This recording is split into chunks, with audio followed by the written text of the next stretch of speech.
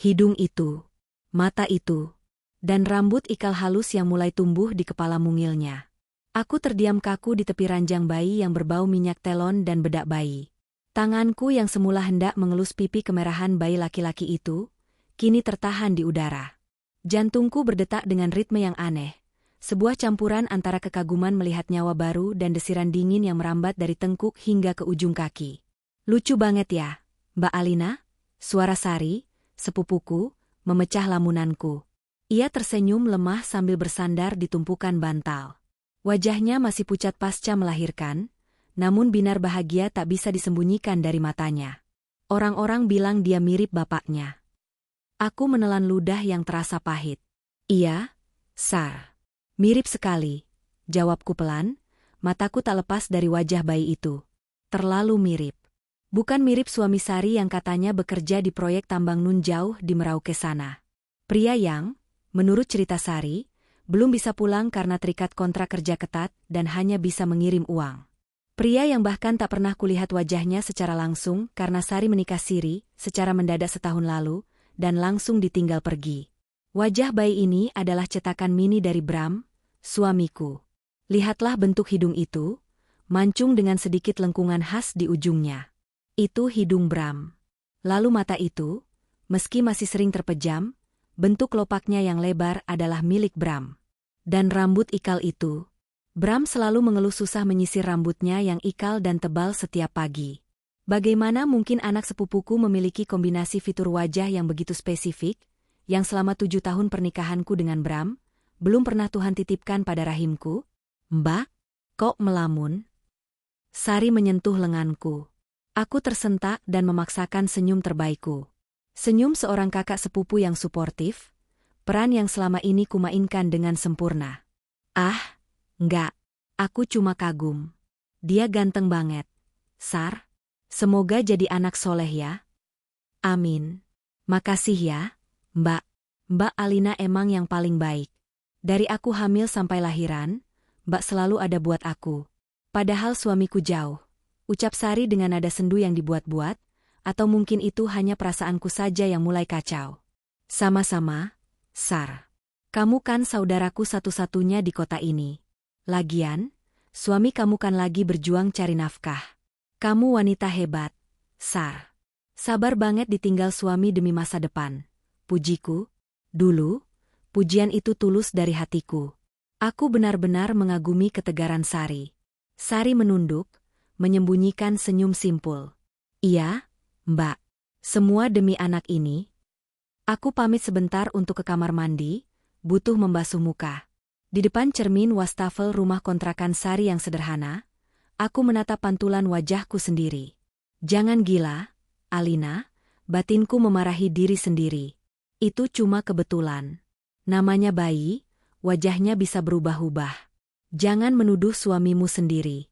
Bram itu suami yang baik. Aku mengingat Bram. Suamiku yang pekerja keras. Pria yang sebulan lalu pamit dinas luar kota selama 30 hari penuh. Katanya ada proyek besar di Kalimantan. Waktu itu aku menyiapkan kopernya dengan teliti, menyelipkan vitamin, dan mencium tangannya dengan berat hati. Aku kerja buat kita ya, sayang. Buat tabungan masa depan, kata Bram waktu itu, mengecup keningku hangat. Lalu aku teringat sesuatu. Saat Bram, dinas, sebulan itu, Sari juga menghilang dari jangkauanku. Dia bilang dia pulang kampung untuk merawat ibunya yang sakit tua. Ponselnya susah dihubungi dengan alasan sinyal di desa buruk. Sebulan Bram pergi. Sebulan Sari pergi. Dan sekarang, bayi ini lahir. Aku menggeleng kuat-kuat, berusaha mengusir pikiran jahat itu. Air dingin membasahi wajahku, tapi tidak bisa memadamkan api kecurigaan yang baru saja tersulut. Saat aku keluar dari kamar mandi, aku mendengar suara mobil berhenti di depan rumah kontrakan Sari. Itu suara mesin yang sangat kukenal. Honda CR-V hitam milik suamiku. Bram datang? Katanya dia masih ada meeting sampai sore. Aku mengintip dari balik tirai jendela kamar. Bram turun dari mobil dengan langkah tergesa-gesa. Wajahnya bukan wajah lelah seorang suami yang baru pulang kerja, melainkan wajah antusias, penuh semangat. Di tangannya ada bungkusan besar. Plastik putih dengan logo minimarket dan sebuah paper bag toko perlengkapan bayi ternama. Jantungku seperti dipukul palu godam. Bram masuk ke dalam rumah tanpa mengetuk pintu, seolah ini rumahnya sendiri. "Assalamualaikum," serunya riang. "Waalaikumsalam, Mas Bram." Suara Sari dari dalam kamar terdengar manja, berbeda dengan nada bicaranya padaku tadi. Aku berdiri mematung di ambang pintu kamar tidur, setengah bersembunyi. Bram melangkah masuk ke ruang tengah, langsung menuju kamar di mana Sari dan bayinya berada. Dia bahkan tidak menyadari keberadaanku yang berdiri di sudut agak gelap dekat pintu dapur. "Gimana jagoan papa jagoan om?" Bram meralat ucapannya dengan cepat, tapi lidahnya sempat terpeleset. Ia meletakkan bungkusan di meja. "Ini Mas belikan popok yang paling mahal, biar nggak ruam. Terus ini ada susu formula cadangan kalau ASI kamu belum lancar." Sari tertawa kecil. "Duh, Mas Bram repot-repot banget sih. Kan jadi enak." "Nggak apa-apa, Sar. Kasihan kan, bapaknya jauh. Anggap aja Mas ini bapak sambungnya sementara," ujar Bram sambil menunduk menatap bayi itu. Tatapannya, ya Tuhan, tatapan itu. Itu adalah tatapan penuh cinta yang selama ini kurindukan darinya untuk anak kami yang tak kunjung hadir. Bram mengulurkan jari telunjuknya, dan tangan mungil bayi itu menggenggamnya. "Lihat tuh, hidungnya persis." Bram berhenti bicara. Ia mengangkat kepalanya dan matanya bertemu dengan mataku yang berdiri kaku di ambang pintu. Wajah Bram berubah pucat pasi. Senyumnya lenyap seketika. "Alina?" Suaranya tercekat. "Kak, kamu di sini?" Aku melangkah maju pelan-pelan, berusaha mengendalikan gemetar di lututku. "Iya, Mas. Aku dari pagi nemenin Sari. Kamu, kok pulangnya cepat? Bukannya tadi bilang lembur?" Bram tergagap. Ia yang biasanya tenang dan penuh wibawa, kini tampak seperti maling ayam yang tertangkap basah. "Oh, itu, tadi meeting dibatalkan. Terus Mas, ingat Sari baru lahiran, kasihan gak ada suaminya. Jadi Mas inisiatif belikan perlengkapan bayi. Kamu kan tahu, aku suka anak kecil." "Baik banget kamu, Mas," kataku datar. "Sampai tahu merek popok yang paling bagus." "Kan tanya mbak-mbak tokonya tadi," jawab Bram cepat, keringat dingin mulai terlihat di pelipisnya. "Ya sudah, kebetulan kamu di sini, kita pulang bareng aja ya, biar Sari istirahat." "Nanti dulu," potong Sari. "Mbak Alina, Mas Bram, makasih ya udah nengokin. Duh, untung ada Mas Bram yang bantu beli popok. Suamiku di Merauke baru transfer besok katanya." "Iya, Sar. Kamu tenang aja. Kalau butuh apa-apa, bilang sama kami," kataku, menekan kata kami. Di dalam mobil perjalanan pulang, keheningan terasa mencekik. Bram menyalakan radio untuk memecah sunyi, tapi tangannya yang memegang setir tampak kaku. "Anaknya Sari lucu ya," pancingku sambil menatap jalanan lurus di depan. "HM? Oh, iya. Biasa aja sih. Namanya bayi," jawab Bram, berpura-pura tak acuh. Padahal tadi dia begitu antusias. "Mirip siapa ya menurut kamu?" tanyaku lagi, menoleh menatap profil wajah samping suamiku. Bram menelan ludah. "Ya mirip ibunya lah. Atau bapaknya yang di Merauke itu. Emang mirip siapa lagi?" "Mirip kamu, Mas," ucapku pelan namun tajam. Mobil terasa oleng sedikit sebelum Bram menyeimbangkannya lagi. "Hah? Kamu ngomong apa sih, Al? Ngaco deh. Masa mirip aku? Saudara juga bukan. Kan ada istilah, kalau sering dilihatin atau dibenci atau disayang, bisa jadi mirip."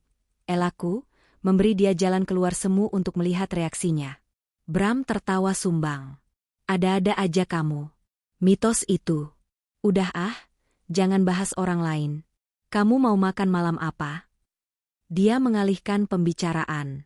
Taktik klasik Bram jika merasa terpojok. Aku memilih diam, membiarkan dia merasa aman dengan kebohongannya. Tapi di dalam hati, aku mulai menyusun puzzle yang berserakan. Malam itu, saat Bram tertidur pulas dengan mendengkur halus, aku tidak bisa memejamkan mata. Bayangan wajah bayi itu terus menghantui. 1 bulan dinas luar kota, 1 bulan Sari merawat ibu di kampung, bayi dengan rambut ikal dan hidung mancung Bram. Aku mengambil ponselku, lalu diam-diam membuka ponsel Bram yang tergeletak di nakas. Terkunci. Tentu saja. Tapi aku tahu polanya, dia tidak pernah menggantinya karena merasa aku istri yang tidak kepoan. Aku membuka galeri. Kosong. Bersih. Aku membuka WhatsApp. Hanya chat pekerjaan dan grup keluarga.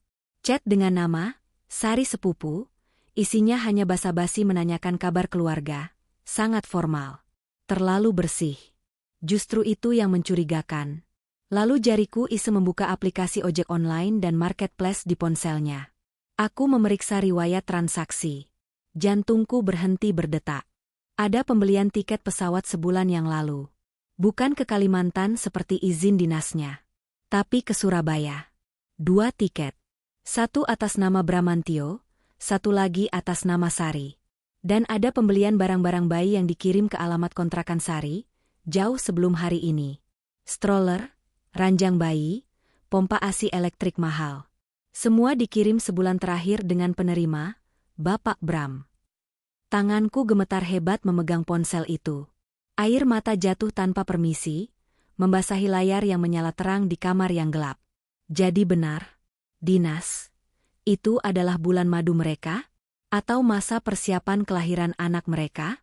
Dan aku adalah istri bodoh yang mendoakan suaminya selamat sampai tujuan, sementara suaminya sedang membangun surga di atas nerakaku. Temanku, sepupuku, wanita yang kuanggap adik, ternyata adalah maduku. Aku menatap Bram yang masih tidur nyenyak. Wajahnya tampak damai, tanpa rasa bersalah sedikitpun. Ingin rasanya aku berteriak, memukulnya, membangunkan dia dan menjejalkan bukti ini ke mukanya. Tapi tidak. Itu terlalu mudah. Jika aku ribut sekarang, mereka akan menyangkal. Sari akan menangis minta dikasihani. Bram akan beralasan hilaf. Aku menarik napas panjang, menghapus air mata dengan kasar. Rasa sakit di dada perlahan berubah menjadi sesuatu yang dingin dan keras. Seperti baja. Nikmatilah tidur nyenyakmu malam ini, Mas, bisikku lirih di telinganya yang tidak mendengar. Dan kamu juga, Sari. Nikmatilah peranmu sebagai wanita teraniaya. Karena mulai besok, aku tidak akan lagi menjadi Alina yang bodoh. Malam itu, di samping suami yang telah berbagi ranjang dan tubuh dengan sepupuku, aku berjanji pada diriku sendiri. Aku tidak akan hancur sendirian. Jika istanaku rubuh, aku akan memastikan mereka tertimbun di bawah puing-puingnya. Namun sebelum itu, aku akan membiarkan mereka terbang tinggi. Semakin tinggi mereka terbang dengan kebohongan mereka, semakin sakit rasanya saat aku hempaskan nanti. Besok, aku akan kembali menjadi Alina yang ramah. Aku akan mengundang Sari dan bayinya menginap di rumahku lebih sering. Aku akan membiarkan Bram memeluk anaknya di depanku. Aku akan tersenyum melihat sandiwara mereka, sambil perlahan mengasah pisau yang akan memotong urat nadi kebahagiaan mereka. Permainan baru saja dimulai. Pagi itu, matahari bersinar terik, menembus sela-sela gorden kamar kami yang berwarna krem. Namun, bagiku, dunia terasa mendung dan abu-abu. Aku terbangun dengan kepala berat, sisa-sisa tangis tertahan semalam masih terasa menyumbat kerongkongan. Di sampingku, sisi kasur sudah kosong. Bram sudah bangun. Aku mendengar suara senandung kecil dari arah kamar mandi. Senandung riang. Lagu Top of the World-nya The Carpenters yang dulu sering ia nyanyikan saat kami baru pacaran. Sudah lama sekali aku tidak mendengar Bram bernyanyi di pagi hari. Biasanya, dia bangun dengan wajah kusut, mengeluh tentang macetnya jalanan atau tumpukan email dari klien. Tapi pagi ini berbeda. Dia bernyanyi. Pagi, sayang, sapanya saat keluar dari kamar mandi dengan handuk melilit pinggang. Wajahnya segar, aroma sabun maskulin menguar kuat. Dia bahkan mencukur kumis tipisnya dengan rapi. Kamu kok pucat? Sakit? Aku memaksakan diri duduk, menata ekspresi wajahku. Topeng pertamaku hari ini harus terpasang sempurna. Enggak, Mas. Cuma kurang tidur aja. Kamu, rapi banget? Mau ketemu klien penting? Bram tersenyum, menyisir rambut ikalnya yang masih basah, rambut yang sama persis dengan bayi Sari. Iya. Hari ini semangat kerja harus full. Oh ya, nanti pulang kerja aku mungkin agak telat. Ada meeting sore. Oh, gitu, Jawabku singkat. Tapi... Bram menggantung kalimatnya, lalu menatapku lewat cermin saat ia membetulkan dasinya. Kalau meeting batal, aku mau mampir ke tempat Sari sebentar. Kasihan dia sendirian ngurus bayi. Kamu mau titip sesuatu buat dia? Darahku mendidih. Dia bahkan belum berangkat kerja, tapi pikirannya sudah berada di rumah kontrakan itu. Nggak usah, Mas. Nanti aku aja yang kesana siang. Aku mau ajak Sari nginep di sini beberapa hari. Boleh kan? Bram berbalik cepat, matanya berbinar. Reaksi yang terlalu jujur. Nginep di sini? Serius? Iya. Kasihan dia dikontrakan sempit itu sendirian. Di sini kan ada aku, ada Mbak Nah yang bantu-bantu. Jadi dia bisa istirahat. Kamar tamu di bawah juga kosong. Jelasku dengan nada datar, seolah ini ide paling wajar sedunia. Padahal, ini adalah umpanku. Aku ingin menarik musuhku mendekat agar aku bisa melihat belang mereka dengan jelas. Ide bagus, Al. Bagus banget. Bram tampak sangat antusias, bahkan hampir salah tingkah. Kamu emang istri paling pengertian. Kasihan emang si Sari. Ya udah, nanti aku jemput mereka sekalian pas pulang kerja kalau kamu nggak sempat. Nggak usah, aku aja yang jemput siang ini, potongku cepat. Bram berangkat kerja dengan langkah ringan, meninggalkan aku yang terpaku menatap pintu yang tertutup. Pria yang biasanya mengeluh lelah itu kini punya sumber energi baru. Sumber energi yang bernama perselingkuhan. Siang harinya, aku menjemput Sari. Sepupuku itu awalnya menolak dengan alasan takut merepotkan. Wajahnya yang polos dengan daster rumahan dan rambut dicepol asal-asalan membuatnya tampak sangat sederhana. Tak ada yang menyangka di balik wajah desa itu tersimpan kelicikan yang mampu merebut suami saudaranya sendiri. Udah, ayo Sar. Di rumahku AC-nya dingin. Kasihan bayimu kepanasan di sini, bujuku sambil menggendong bayi mungil itu, si Dava, begitu Sari memberinya nama. Saat aku menggendong Dava, bayi itu menatapku dengan mata bulatnya. Mata Bram. Hatiku teriris perih. Bayi ini tidak berdosa. Darah suamiku mengalir di tubuhnya. Seharusnya aku membencinya, tapi naluri keibuanku justru merasa iba. Dia lahir dari kebohongan, dan suatu saat dia akan menanggung dosa orang tuanya. Sesampainya di rumahku, suasana berubah. Rumah besar yang biasanya sepi, hanya ada aku dan kesunyian, kini terasa hidup dengan suara tangisan bayi. Pukul 4 sore. Biasanya, jam segini Bram baru membalas chat WhatsAppku dengan singkat, masih di kantor. Pusing. Biasanya, dia baru sampai rumah pukul 8 malam dengan wajah lelah, langsung minta makan, lalu tidur. Tapi hari ini, suara klakson mobil terdengar pukul 16.15. Loh, Mas Bram kok udah pulang? Tanya Sari yang sedang menyusui Dava, dengan tertutup kain apron, di ruang tengah. Keajaiban dunia, sindirku pelan sambil berjalan membuka pintu. Bram muncul dengan senyum lebar, kedua tangannya penuh. Tangan kanan memegang kotak C secake mahal kesukaan Sari. Aku tahu karena dulu Sari pernah bilang ingin sekali membelinya tapi sayang uang, dan tangan kiri memegang satu set mainan gantung untuk box bayi. Surprise? Serunya. Mas? Katanya meeting? Tanyaku, bersandar di pintu, melipat tangan di dada. Bram agak terkejut melihatku menyambutnya dengan dingin, tapi dia segera menutupinya. Batal, Yang. Kliennya sakit. Jadi aku langsung pulang. Kebetulan lihat ini di jalan, ingat ada ponakan baru di rumah. Dia melewatiku begitu saja, matanya langsung mencari sosok di ruang tengah. Assalamualaikum, jagoan, sapa Bram dengan nada suara yang dibuat-buat kebapakan. Sari tersipu malu. Waalaikumsalam, Om Bram. Duh, repot-repot lagi. Aku memperhatikan dari sofa seberang. Bram meletakkan kue di meja, lalu sibuk merakit mainan gantung itu. Dia bahkan tidak mengganti baju kantornya. Kemejanya yang mahal kusut karena dia berlutut di karpet, mengajak Dava bercanda. Lihat nih, Sar.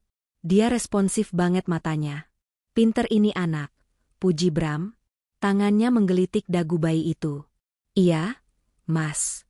Tadi juga udah bisa miring-miring badannya, sahut Sari antusias. Wah, hebat. Anak siapa dulu dong? Bram keceplosan lagi. Dia melirikku cepat. Anak ibunya yang hebat. Aku hanya tersenyum tipis, menyesap teh hangatku. Mas, kamu nggak mandi dulu? Bau keringat lo, kasihan bayinya. Oh iya, iya. Lupa saking senengnya rumah jadi rame. Bram tertawa canggung, lalu bergegas naik ke lantai atas. Sepeninggal Bram, Sari menatapku dengan wajah tak enak hati. Mbak Alina, maaf ya kalau Mas Bram jadi keganggu. Dia kayaknya seneng banget ada anak kecil. Iya, Sar. Dia emang pengen banget punya anak. Doain aja ya biar aku cepet nyusul, kataku, menatap lurus ke bola mata Sari. Sari tampak gugup. Dia mengalihkan pandangan ke bayinya. Iya, Mbak. Pasti aku doain. Mbak Alina orang baik, pasti Allah kasih. Munafik, batinku. Doamu tidak akan sampai ke langit karena tertahan oleh dosamu mengkhianatiku. Hari-hari berikutnya menjadi pola yang menyakitkan sekaligus menggelikan. Selama Sari menginap di rumahku, yang akhirnya berlanjut sampai 2 minggu karena aku terus menahannya dengan alasan, kasihan, Bram berubah menjadi suami teladan. Dia pulang tepat waktu setiap hari. Dia tidak pernah mengeluh capek.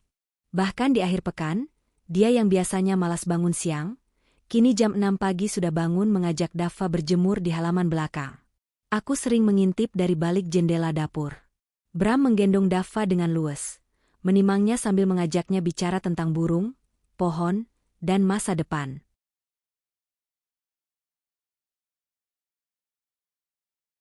Nanti kalau udah gede, jadi insinyur kayak papa ya kayak om, bisiknya pelan saat dia pikir tak ada yang mendengar. Dan pengeluarannya luar biasa. Suatu malam, aku menemukan tagihan kartu kredit yang tergeletak di meja kerjanya. Rp2.500.000, toko perlengkapan bayi. Rp1.200.000, klinik laktasi imunisasi. Aku menghampiri Bram yang sedang menonton TV di kamar kami. Sari dan bayinya ada di kamar tamu bawah. Mas, panggilku. Bram menoleh, sedikit terlonjak. Ya? Ini tagihan apa? 2,5 juta buat perlengkapan bayi? Kamu beliin apa buat Sari? Wajah Bram pias. Itu, Al. Kemarin Sari cerita strollernya rusak. Rodanya macet. Kasihan kan kalau dia mau bawa bayinya jalan-jalan. Ya udah, aku beliin yang bagusan dikit. Hitung-hitung sedekah. Sedekah 2,5 juta, alisku terangkat. Bulan lalu aku minta ganti gorden ruang tamu yang 1 juta aja kamu bilang boros. Harus nunggu bonus akhir tahun. Bram terdiam, skakmat. Dia mengusap wajahnya kasar. Ya beda dong, Al. Gorden kan cuma hiasan. Ini kebutuhan bayi, nyawa manusia. Kamu kok jadi hitung-hitungan gini sih sama saudara sendiri? Kamu nggak ikhlas Sari tinggal di sini? Lihatlah. Dia membalikkan fakta. Dia menggunakan kartu, istri tidak ikhlas, untuk menutupi kesalahannya. Teknik manipulasi klasik. Aku menarik napas panjang, menahan amarah yang siap meledak. Bukan gak ikhlas, Mas. Aku cuma kaget. Kamu royal sekali sama keponakan, tapi pelit sama kebutuhan rumah tangga kita sendiri. Aku janji bulan depan gordennya diganti.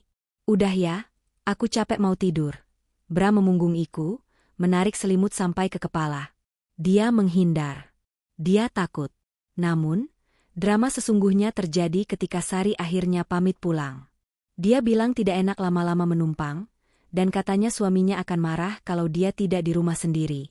Alasan bodoh, suaminya kan fiktif. Begitu Sari dan Dava kembali ke kontrakan mereka. Keajaiban, Bram lenyap. Hari Senin, Sari sudah tidak di rumahku. Jam 5 sore, Bram mengirim pesan, lembur. Jangan tungguin makan malam. Hari Selasa. Ada dinas mendadak keluar kota 2 hari. Aku berangkat malam ini. Aku tahu dia berbohong. Malam itu, saat dia pamit dinas, aku mengikutinya. Aku tidak menggunakan mobilku, tapi meminjam motor metik milik asisten rumah tanggaku agar tidak dikenali. Aku mengenakan jaket hoodie besar dan masker. Mobil Bram tidak melaju ke arah bandara atau jalan tol luar kota. Mobil itu berbelok ke arah perumahan pinggiran tempat Sari mengontrak. Dari kejauhan, aku melihat mobilnya parkir di depan rumah Sari. Bram turun, masih mengenakan pakaian kerjanya, tapi kali ini dia membawa koper kecil. Pintu rumah terbuka. Sari menyambutnya. Dan di sana, di bawah lampu teras yang remang-remang, aku melihatnya. Sari tidak mencium tangan Bram layaknya keponakan menghormati paman. Sari merangkul leher Bram, dan Bram mencium kening wanita itu lama sekali. Sangat mesra. Sangat intim. Lalu mereka masuk ke dalam, menutup pintu, dan mengunci dunia mereka rapat-rapat. Di atas motor, di balik helm yang sesak, air mataku tumpah ruah. Hatiku bukan lagi retak, tapi hancur menjadi debu. Jadi selama ini, saat dia bilang lembur, dia sedang menjadi suami bagi wanita lain. Saat dia bilang dinas, dia sedang tidur di pelukan sepupuku. Temanku membohongiku. Suamiku mengkhianatiku. Aku menyalakan mesin motor dengan tangan gemetar. Aku tidak melabrak mereka malam ini. Belum. Pemandangan itu terlalu menyakitkan, tapi juga menjadi bahan bakar yang sempurna untuk dendamku. Silakan nikmati waktu kalian, gumamku di balik masker yang basah. Nikmati selagi bisa. Karena setelah ini, aku akan pastikan kalian tidak akan punya tempat untuk berteduh. Aku memutar motor, kembali ke rumah besarku yang dingin dan kosong. Malam ini aku akan tidur sendiri lagi, tapi kali ini aku tidak akan menangis sampai pagi. Malam ini, aku akan mulai menghitung aset, mengamankan tabunganku, dan merancang skenario kehancuran mereka. Babak sandiwara ini sudah cukup. Kini saatnya aku menjadi sutradara sesungguhnya. Seminggu setelah aku memergoki mobil Bram di rumah Sari, aku memutuskan untuk mengubah strategi. Menangis di pojokan kamar tidak akan mengubah fakta bahwa suamiku telah membagi hatinya. Melabrak mereka sekarang hanya akan membuat mereka lari dan membangun pertahanan diri. Tidak, aku butuh mereka merasa aman. Aku butuh mereka merasa bahwa aku adalah Alina yang bodoh, lugu, dan terlalu percaya. Pagi itu, di meja makan, aku menuangkan kopi untuk Bram. Tanganku stabil, tidak gemetar sedikit pun. Mas, panggilku lembut. Bram menoleh dari tabletnya, membaca berita saham. Ya, sayang. Aku kesepian di rumah kalau kamu kerja. Gimana kalau aku ajak Sari dan bayinya tinggal di sini lagi? Mungkin seminggu atau 2 minggu? Kasihan dia, kemarin dia katanya bayinya agak rewel. Mungkin dia butuh bantuan, kataku. Bram tersedak kopinya. Dia buru-buru mengambil tisu, menutupi wajahnya yang memerah, bukan karena panas kopi, tapi karena kaget bercampur senang. Oh ya? Kamu serius? Nggak terganggu. Justru aku seneng. Mas, rumah jadi rame. Lagian aku kasihan sama Sari, suaminya yang di Merauke itu kayak nggak peduli. Masa istri baru lahiran ditinggal terus? Pancingku. Bram meletakkan cangkirnya perlahan. Matanya menatapku lekat, mencari tanda-tanda kecurigaan. Tapi aku sudah berlatih di depan cermin selama berjam-jam untuk memasang wajah malaikat penolong. Kamu emang istri paling baik, Al. Aku bangga sama kamu, ucapnya. Ada nada lega dalam suaranya. Ya sudah, nanti biar aku jemput dia pas pulang kerja. Nggak usah, biar Pak Asep supir kantor aja yang jemput.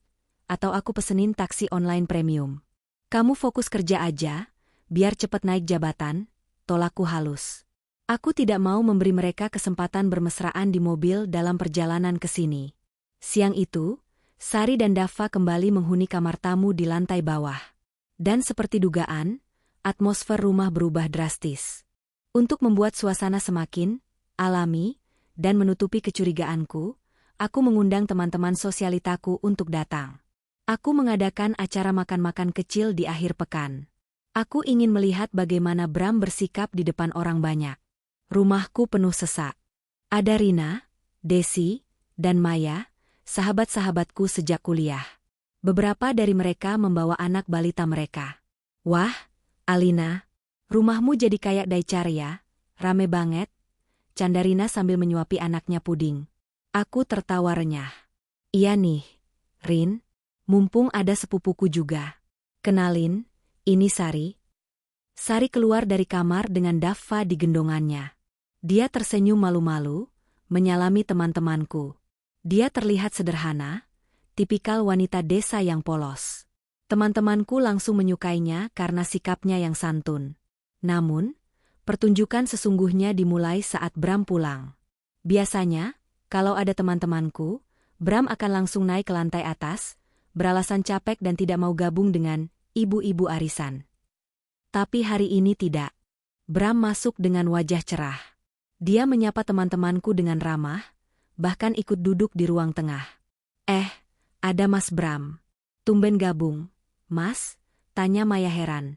Iya dong, kan lagi rame. Seneng lihat rumah hidup gini, jawab Bram santai. Matanya, tentu saja, sesekali melirik ke arah Sari yang duduk di pojok sofa. Tiba-tiba, Daffa menangis kencang. Sari tampak kewalahan karena sedang memegang piring kue. Tanpa dikomando, tanpa diminta, Bram langsung berdiri. Refleksnya begitu cepat, mendahului aku atau siapapun di ruangan itu. Sini, biar Mas yang gendong, kata Bram sigap mengambil alih bayi itu dari tangan Sari. Cara Bram menggendong Daffa membuat teman-temanku terdiam sejenak. Itu bukan cara seorang paman menggendong keponakan istri.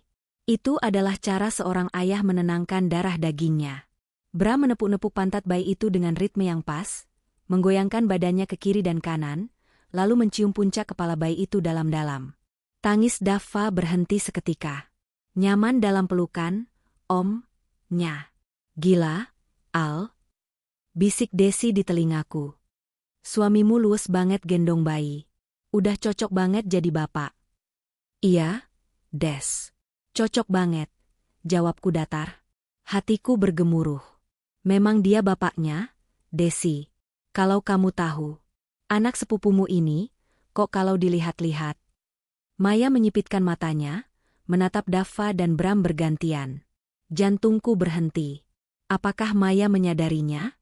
Mirip banget sama Bram ya? Lihat deh matanya, lanjut Maya polos.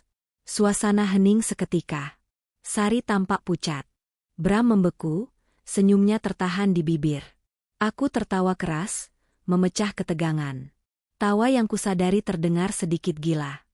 Hahaha, kamu ada-ada aja, Mei. Namanya juga masih saudara jauh, pasti ada mirip-miripnya dikit lah. Lagian kan ada mitos, kalau ibu hamil sering lihat wajah seseorang, anaknya bisa mirip orang itu. Mungkin Sari pas hamil sering lihat foto pernikahan kita di ruang tamu. Oh, iya bener juga sih.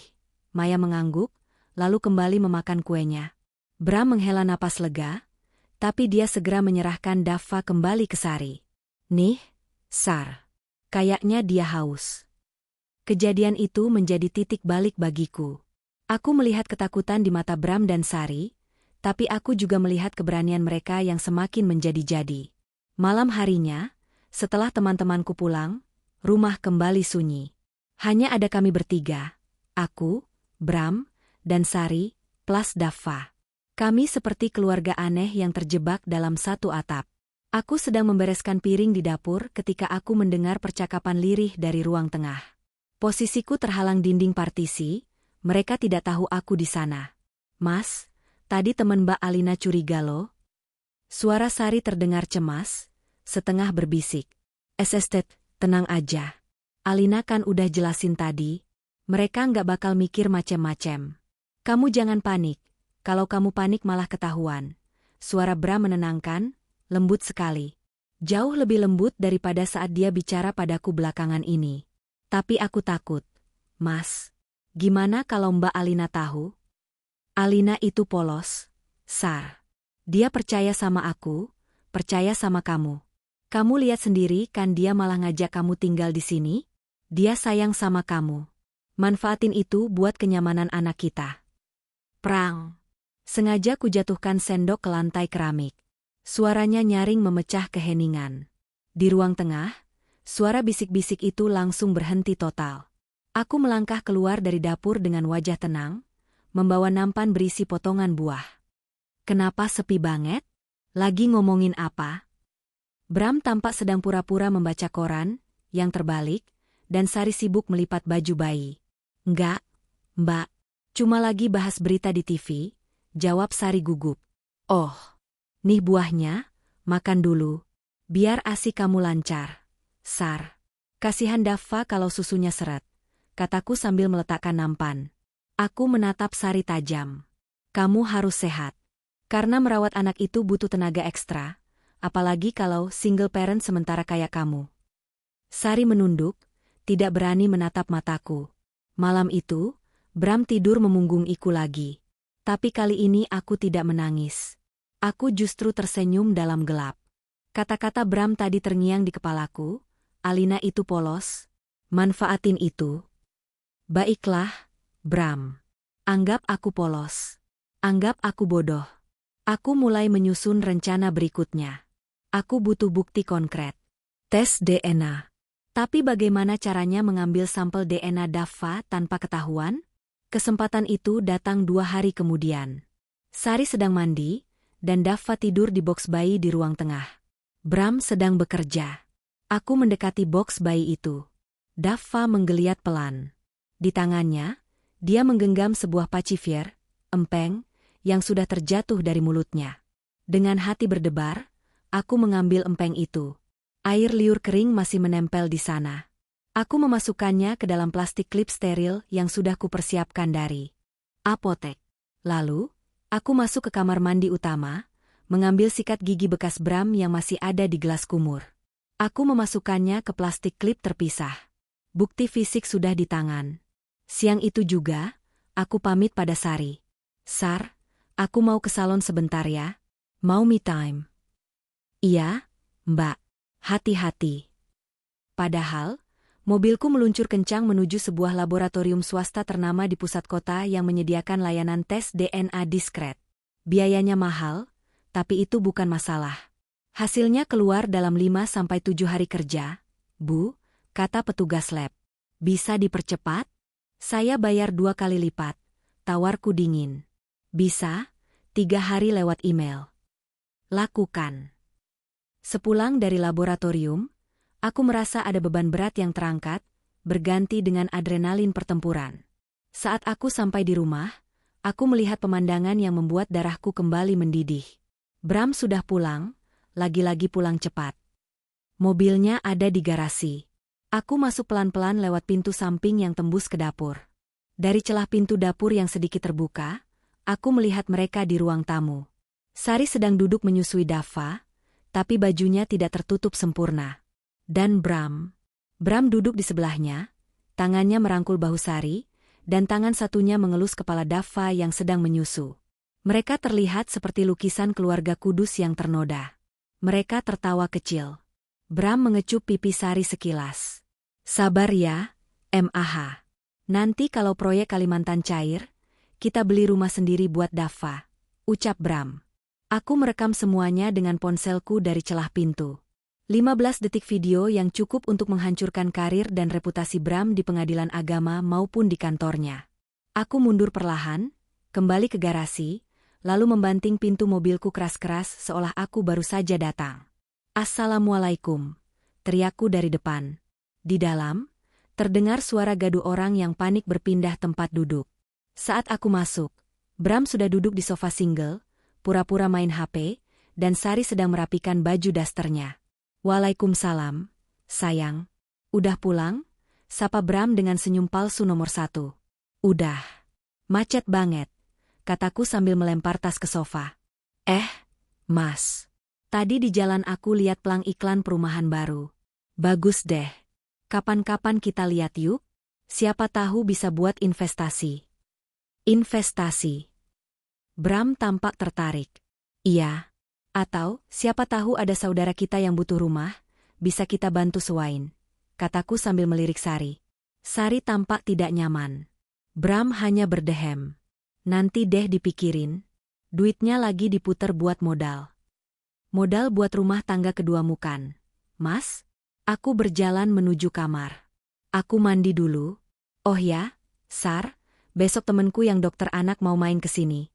Dia mau cek kesehatan Daffa gratis. Katanya bonus buat aku. Dokter anak? Sari tampak ragu. Iya. Dia jago banget loh mendeteksi penyakit genetik atau turunan, kataku penuh arti. Wajah Bram menegang. Gak usah aneh-aneh lah, Al. Daffa sehat kok. Loh, kan gratis. Mas. Kenapa kamu yang sewot? Kan bagus buat anak sepupuku. Aku meninggalkan mereka dengan ketakutan baru. Biarkan mereka tidak bisa tidur malam ini memikirkan apa yang bisa dilihat oleh dokter temanku itu. Teror psikologis jauh lebih menyakitkan daripada tamparan fisik. Malam itu, di dalam sujud sholat isyaku, aku menangis. Bukan karena sedih kehilangan Bram, tapi karena aku merindukan diriku yang dulu. Alina yang ceria, yang percaya pada cinta. Kini Alina itu sudah mati, digantikan oleh wanita dingin yang menunggu selembar kertas hasil DNA untuk menjatuhkan vonis mati pada pernikahannya. Waktu adalah pengkhianat yang jujur. Ia menyimpan jejak yang seringkali lupa dihapus oleh para pembohong. 3 hari berlalu sejak aku mengirimkan sampel DNA ke laboratorium. 3 hari yang terasa seperti berjalan di atas paku panas. Di permukaan, aku adalah Alina yang ramah, tuan rumah yang baik hati. Tapi di dalam, aku adalah bom waktu. Pagi itu, aku duduk di ruang kerja Bram. Ia sudah berangkat ke kantor, dan Sari sedang menjemur Dava di halaman samping. Kesempatan emas. Aku teringat kejadian setahun yang lalu. Momen krusial yang kini terasa sangat janggal. Saat itu bulan Oktober. Bram pamit dinas ke Kalimantan selama 1 bulan penuh. Katanya proyek pembangunan jembatan di pedalaman, sinyal susah, dan dia harus menginap di base camp. Di waktu yang persis sama, Sari pamit pulang kampung karena ibunya sakit keras dan butuh perawatan intensif. Sebulan Bram pergi. Sebulan Sari hilang.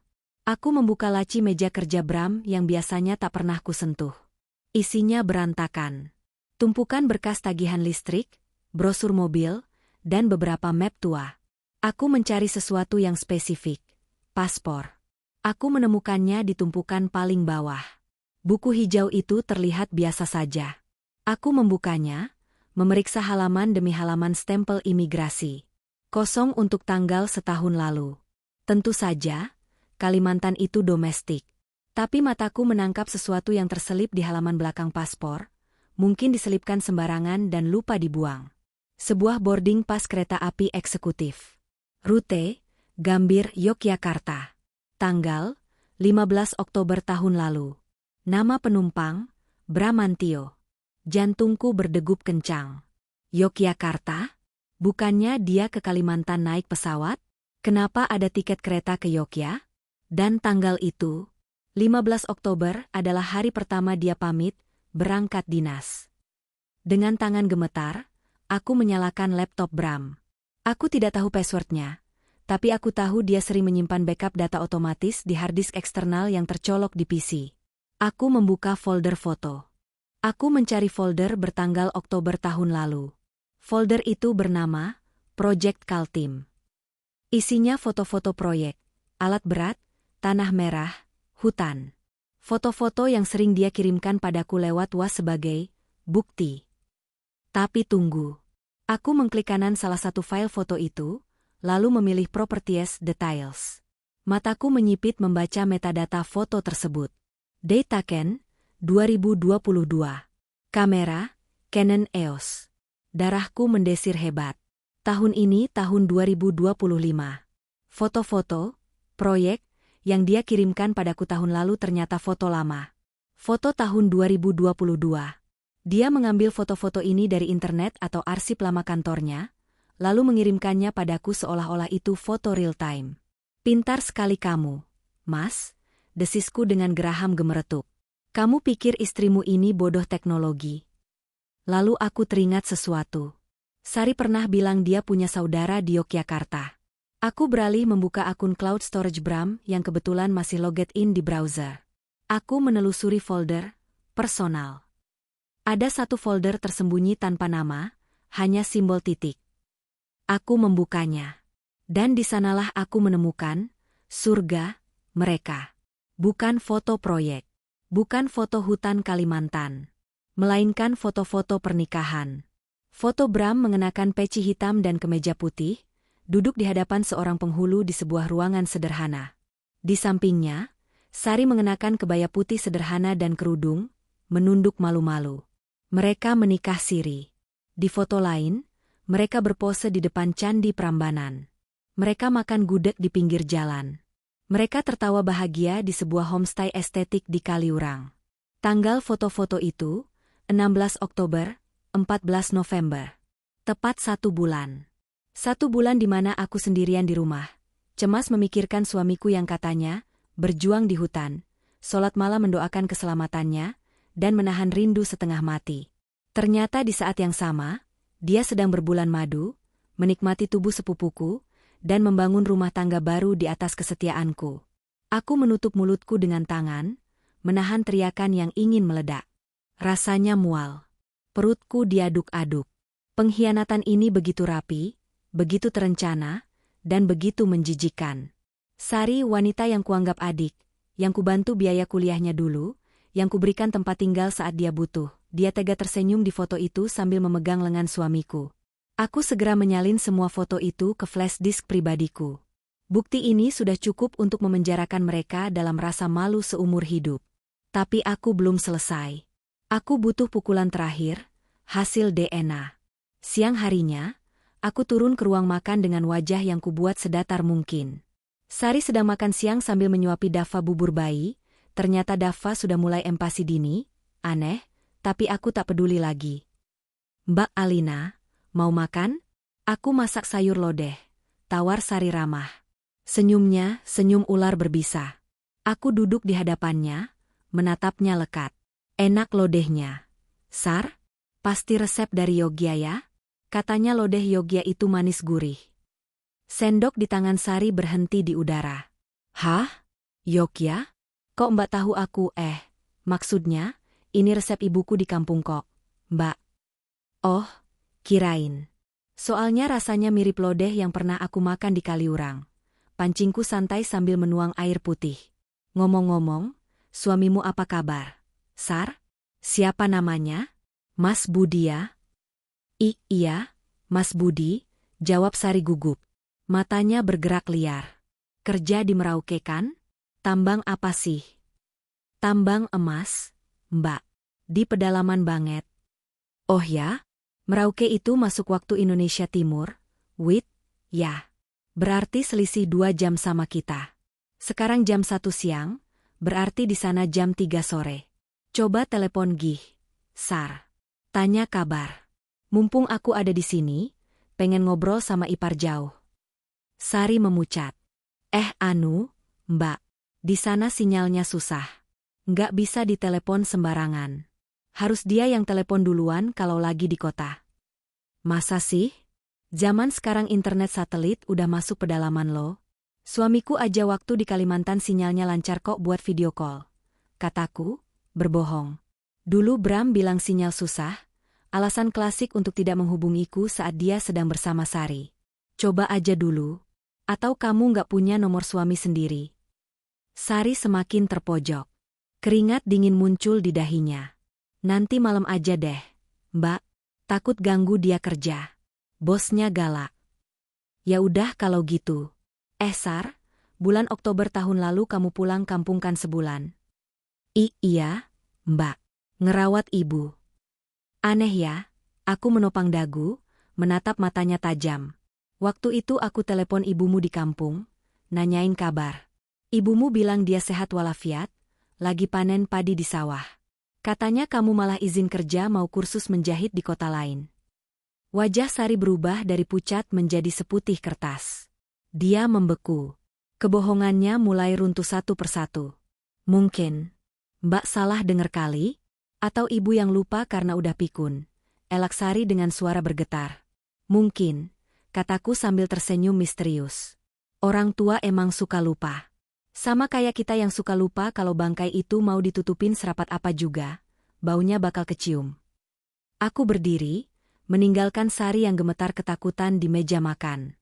Pesan tersirat sudah tersampaikan, "Aku tahu sesuatu, Sari. Hati-hati." Sore harinya, notifikasi yang kutunggu muncul di layar ponselku. Email masuk, Laboratorium Genetika Utama, hasil tes paternitas. Aku mengunci pintu kamar mandi, duduk di atas kloset tertutup, dan membuka email itu dengan tangan dingin. File PDF terunduh. Aku membukanya. Mataku langsung menuju ke bagian kesimpulan di halaman terakhir. Angka-angka statistik yang rumit itu bermuara pada satu kalimat tegas. Kesimpulan, berdasarkan analisis DNA pada 24 lokus marka genetik, probabilitas hubungan biologis antara sampel A, diduga ayah, dan sampel B, anak, adalah 99,9998%. Sampel A adalah ayah biologis dari sampel B. Dunia seakan berhenti berputar.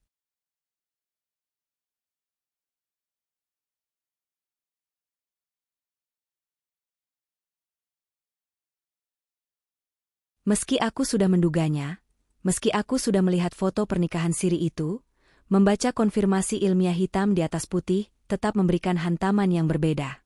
Rasanya seperti ada tombak yang menembus dada, merobek paru-paru, membuatku sesak napas.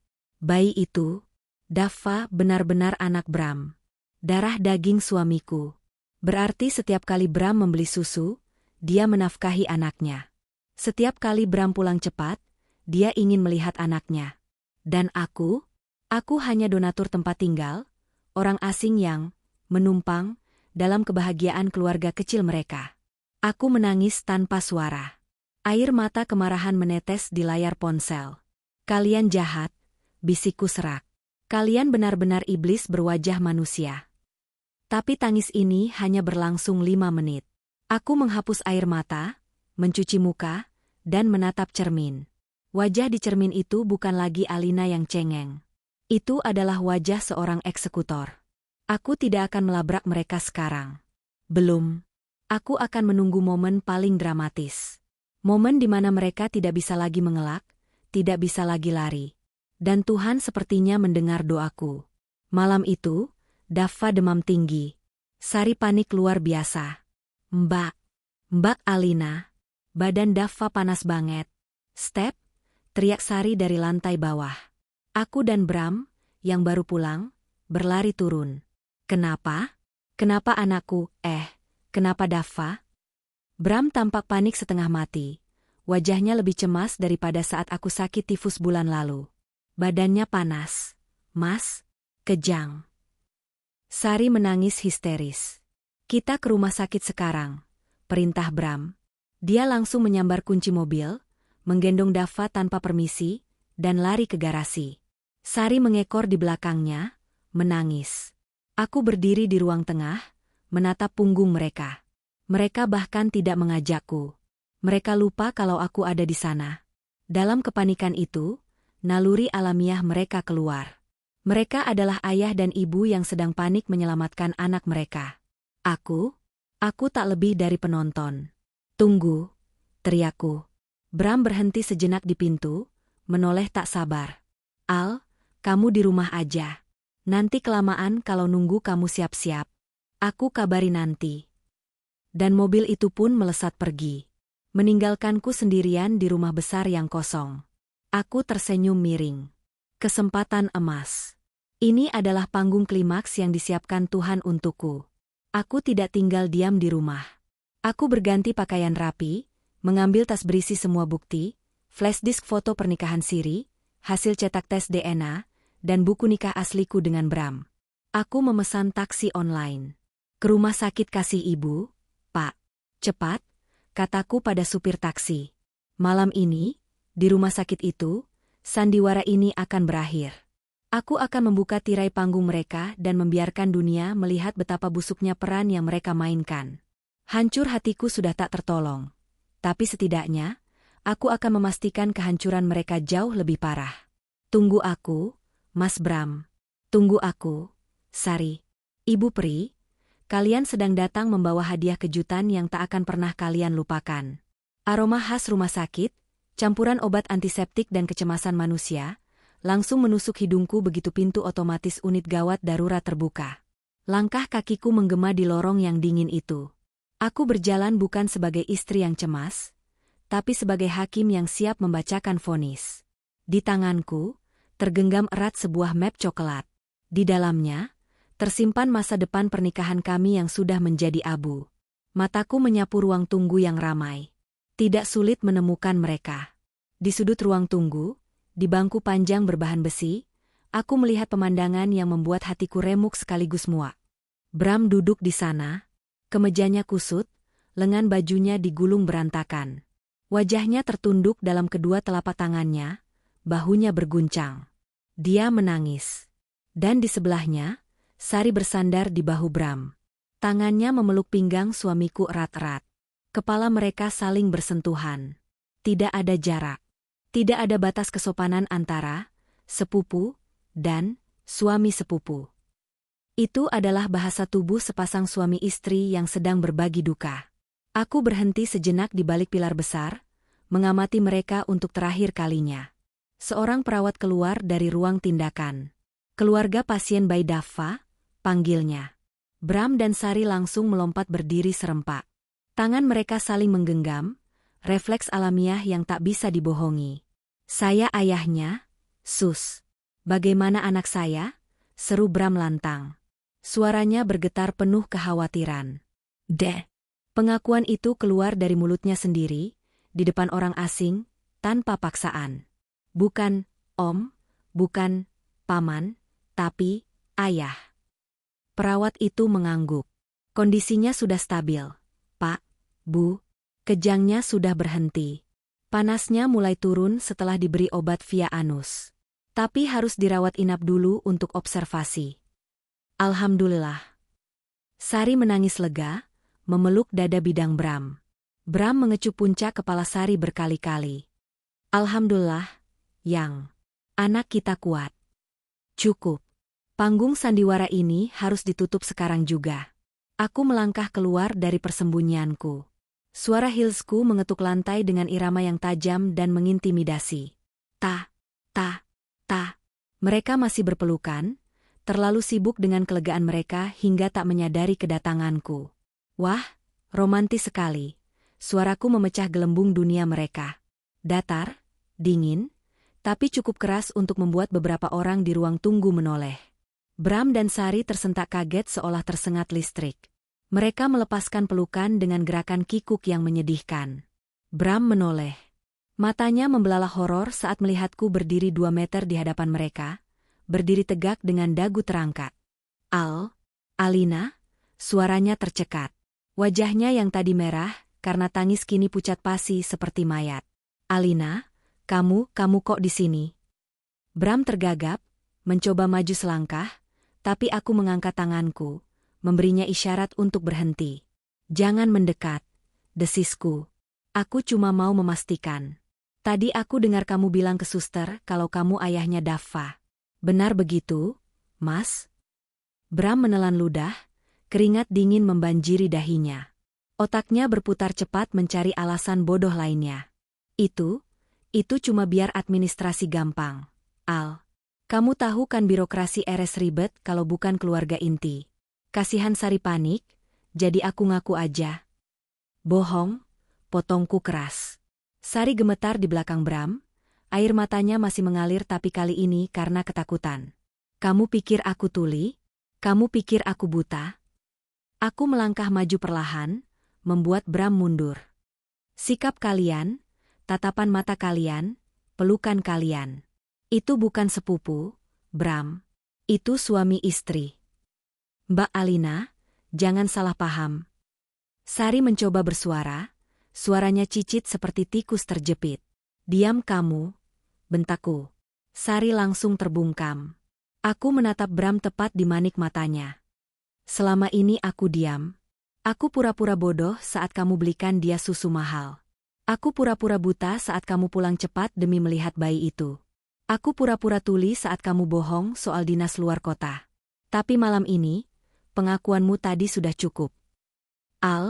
Dengerin dulu. Bram mencoba meraih tanganku.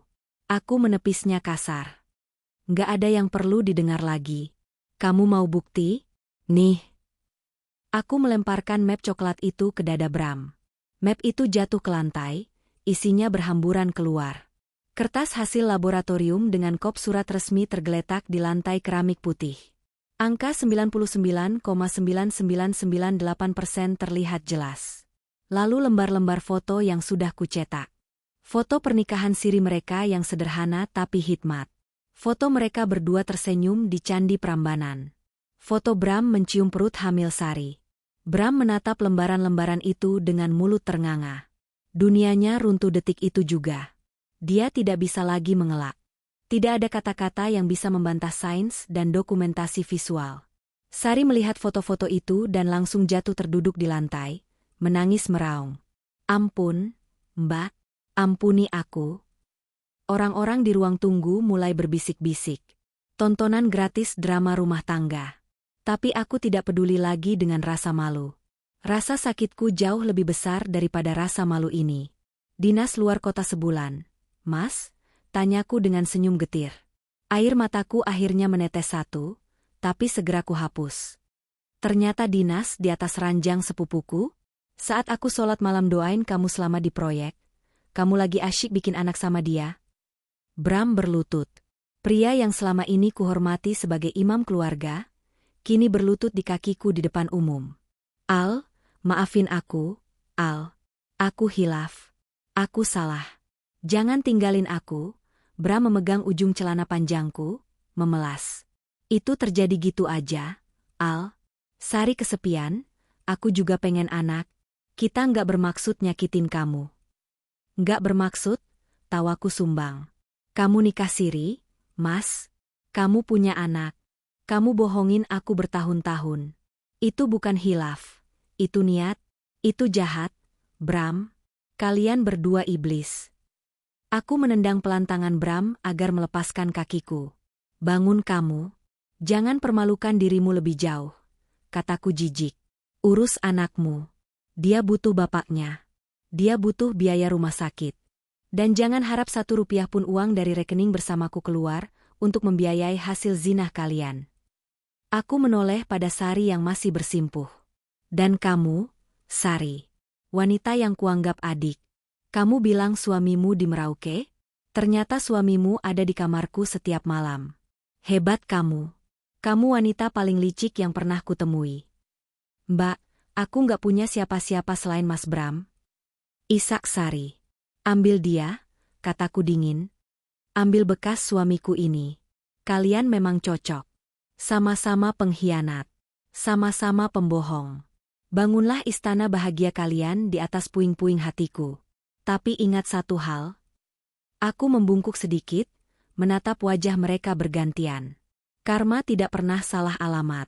Hari ini kalian menangis karena anak sakit. Besok, kalian akan menangis darah karena kehilangan segalanya. Aku menegakkan tubuh, merapikan bajuku. Rasanya lega. Sangat lega. Beban ribuan ton yang menindih dadaku seminggu ini terangkat sudah. Mulai malam ini, jangan pernah injakan kaki kalian di rumahku. Barang-barang kalian akan kubakar atau kusumbangkan ke panti asuhan besok pagi. Dan surat cerai akan sampai ke kantormu secepatnya, Bram. Bram masih terpaku di lantai, menatap foto-foto kebahagiaan terlarangnya yang kini berserakan seperti sampah. Dia tidak berani mengejarku. Dia tahu dia sudah kalah telak. Aku memutar tumit, berjalan meninggalkan mereka. Meninggalkan suami yang dulu kucintai, dan sepupu yang dulu kusayangi. Di pintu keluar rumah sakit, angin malam menerpa wajahku. Dingin, tapi menyegarkan. Aku menghirup napas panjang. Udara kebebasan. Aku mengeluarkan ponselku, memblokir nomor Bram, memblokir nomor Sari. Lalu aku menelepon pengacara keluargaku. Halo, Pak Reza? Maaf malam-malam. Saya mau urus perceraian. Dan saya mau gugat harta Gonogini seadil-adilnya. Saya punya bukti perselingkuhan dan anak di luar nikah. Pastikan dia keluar dari rumah saya tanpa membawa apa-apa selain baju yang menempel di badannya. Malam itu, di bawah langit kota yang kelabu, Alina yang lama telah mati. Dan Alina yang baru, wanita yang kuat, mandiri, dan tak terkalahkan, baru saja lahir. Rumah itu gelap saat aku kembali dari rumah sakit. Tidak ada lampu teras yang menyala, tidak ada sambutan hangat. Hanya keheningan yang mencekam, seolah dinding-dinding rumah ini pun tahu aib besar yang baru saja terbongkar. Aku berdiri di tengah ruang tamu yang mewah itu. Sofa kulit tempat Bram biasa duduk, karpet bulu tempat Sari sering menidurkan Dava, meja makan tempat kami bersandiwara sebagai keluarga bahagia. Dulu, aku sangat bangga dengan rumah ini. Aku menatanya dengan cinta, memilih warna cat dengan teliti, dan merawat setiap sudutnya. Tapi malam ini, Rumah ini terasa asing. Terasa kotor. Setiap sudut ruangan seolah memutar ulang rekaman pengkhianatan mereka. Di sofa itu, mungkin mereka pernah berciuman saat aku sedang mandi. Di dapur itu, mungkin Sari pernah memeluk Bram dari belakang saat aku sedang bekerja. Udara di sini sesak. Bau pengkhianatan itu terlalu menyengat, menempel di gorden, di bantal, di perabotan. Aku tidak bisa tinggal di sini, bisikku pada kesunyian. Jika aku mengusir mereka dan tetap tinggal di sini, bayang-bayang mereka akan terus menghantui. Aku akan terus mengingat di mana Daffa tidur, di mana Sari duduk. Tidak. Aku butuh udara baru. Aku butuh lembaran kertas putih yang benar-benar bersih, tanpa setitik pun noda tinta masa lalu. Dengan tekad bulat, aku naik ke lantai atas. Masuk ke kamar utama. Aku tidak menangis lagi. Air mataku sudah kering di rumah sakit tadi. Kini yang tersisa hanya dingin yang membeku di dada. Aku mengambil koper besarku. Aku mulai memasukkan barang-barang pribadiku. Baju-baju kerjaku, peralatan desainku, laptop, dokumen-dokumen penting, perhiasan pemberian orang tuaku, dan buku tabungan pribadiku. Aku tidak membawa satupun barang pemberian Bram. Jam tangan mewah hadiah ulang tahun lalu, kutinggalkan di meja rias. Tas bermerek yang dia belikan, sebagai permintaan maaf, yang ternyata kedok, kutinggalkan di lantai. Aku menatap foto pernikahan kami yang besar, tergantung megah di dinding kamar. Foto dua orang yang tersenyum bahagia. Pria di foto itu sudah mati. Yang ada sekarang hanyalah seorang pembohong bernama Bramantio. Aku menurunkan bingkai foto itu. Tidak, aku tidak membantingnya. Itu terlalu drama. Aku hanya meletakkannya terbalik di atas lantai. Wajah kami menghadap ke ubin dingin. Sebuah simbol bahwa pernikahan ini sudah tamat. Terakhir, aku melepaskan cincin kawin di jari manisku. Cincin emas putih dengan berlian kecil yang dulu disematkan Bram dengan janji sehidup semati. Janji omong kosong. Aku meletakkan cincin itu di atas nakas, berdampingan dengan kunci rumah dan kunci mobil pemberiannya, yang cicilannya ternyata masih memakai nama bersama. Ambil semua, gumamku. Ambil rumah ini. Ambil mobil ini. Ambil semua kenangan busuk di dalamnya. Aku tidak butuh. Selesai. 2 koper besar sudah siap. Aku memesan taksi online lagi. Tujuan, sebuah hotel di pusat kota. Besok aku akan mencari apartemen baru. Apartemen studio kecil pun tak apa, asalkan udaranya bersih dari kebohongan. Saat aku menyeret koper menuruni tangga, ponselku bergetar hebat. Bram Caling. Bram Caling. Aku menolak panggilan itu. Lalu muncul pesan bertubi-tubi. Al, kamu di mana? Kita perlu bicara. Daffa harus dirawat inap malam ini. Aku pulang sebentar lagi buat ambil baju. Jangan kunci pintu, Al. Please, dengerin penjelasan aku dulu. Aku mematikan ponsel. Aku tidak ingin mendengar suara itu lagi. Supir taksi membantuku menaikkan koper ke bagasi. Sebelum masuk ke dalam mobil, aku menoleh sekali lagi ke rumah besar bertingkat 2 itu. Rumah yang kubangun dengan keringat dan air mata. Rumah impian yang kini menjadi kuburan cintaku. Selamat tinggal, ucapku lirih. Silakan kalian berbahagia di dalam istana pasir itu. Silakan kalian nikmati kemenangan semu ini. Mobil melaju membelah malam, membawaku pergi menjauh. Semakin jauh mobil itu bergerak, semakin ringan rasanya dadaku. Bram dan Sari pulang keesokan paginya. Daffa sudah stabil, tapi harus tetap di rumah sakit ditemani perawat. Bram pulang untuk mengambil perlengkapan menginap dan baju ganti Sari. Saat Bram membuka pintu rumah, dia heran karena pintu tidak terkunci. Alina, panggilnya ragu. Hening. Mbak Alina. Sari mengekor di belakangnya dengan wajah takut-takut, matanya bengkak sisa menangis semalam. Mereka masuk ke ruang tengah. Kosong. Mereka naik ke lantai atas, ke kamar utama. Bram terpaku di ambang pintu. Kamar itu rapi, terlalu rapi. Lemari pakaianku terbuka lebar dan kosong melompong. Meja kerjaku bersih. Tidak ada parfumku di meja rias. Mata Bram tertuju pada nakas. Di sana, berkilau di bawah sinar matahari pagi yang masuk lewat jendela, cincin kawin itu tergeletak bisu. Di sebelahnya ada secari kertas. Bram mengambil kertas itu dengan tangan gemetar. Tulisan tangan Alina yang rapi dan tegas. Untuk Bram dan Sari. Selamat. Kalian menang. Kalian menginginkan satu sama lain, bukan? Sekarang kalian bebas. Aku berikan rumah ini untuk kalian berteduh. Nikmatilah tidur di ranjang bekas tempatku tidur. Nikmatilah dapur tempatku dulu memasak. Semoga dinding-dinding rumah ini tidak berbisik tentang dosa kalian setiap malam. Aku pergi. Jangan cari aku. Pengacara akan menghubungi kalian untuk urusan cerai.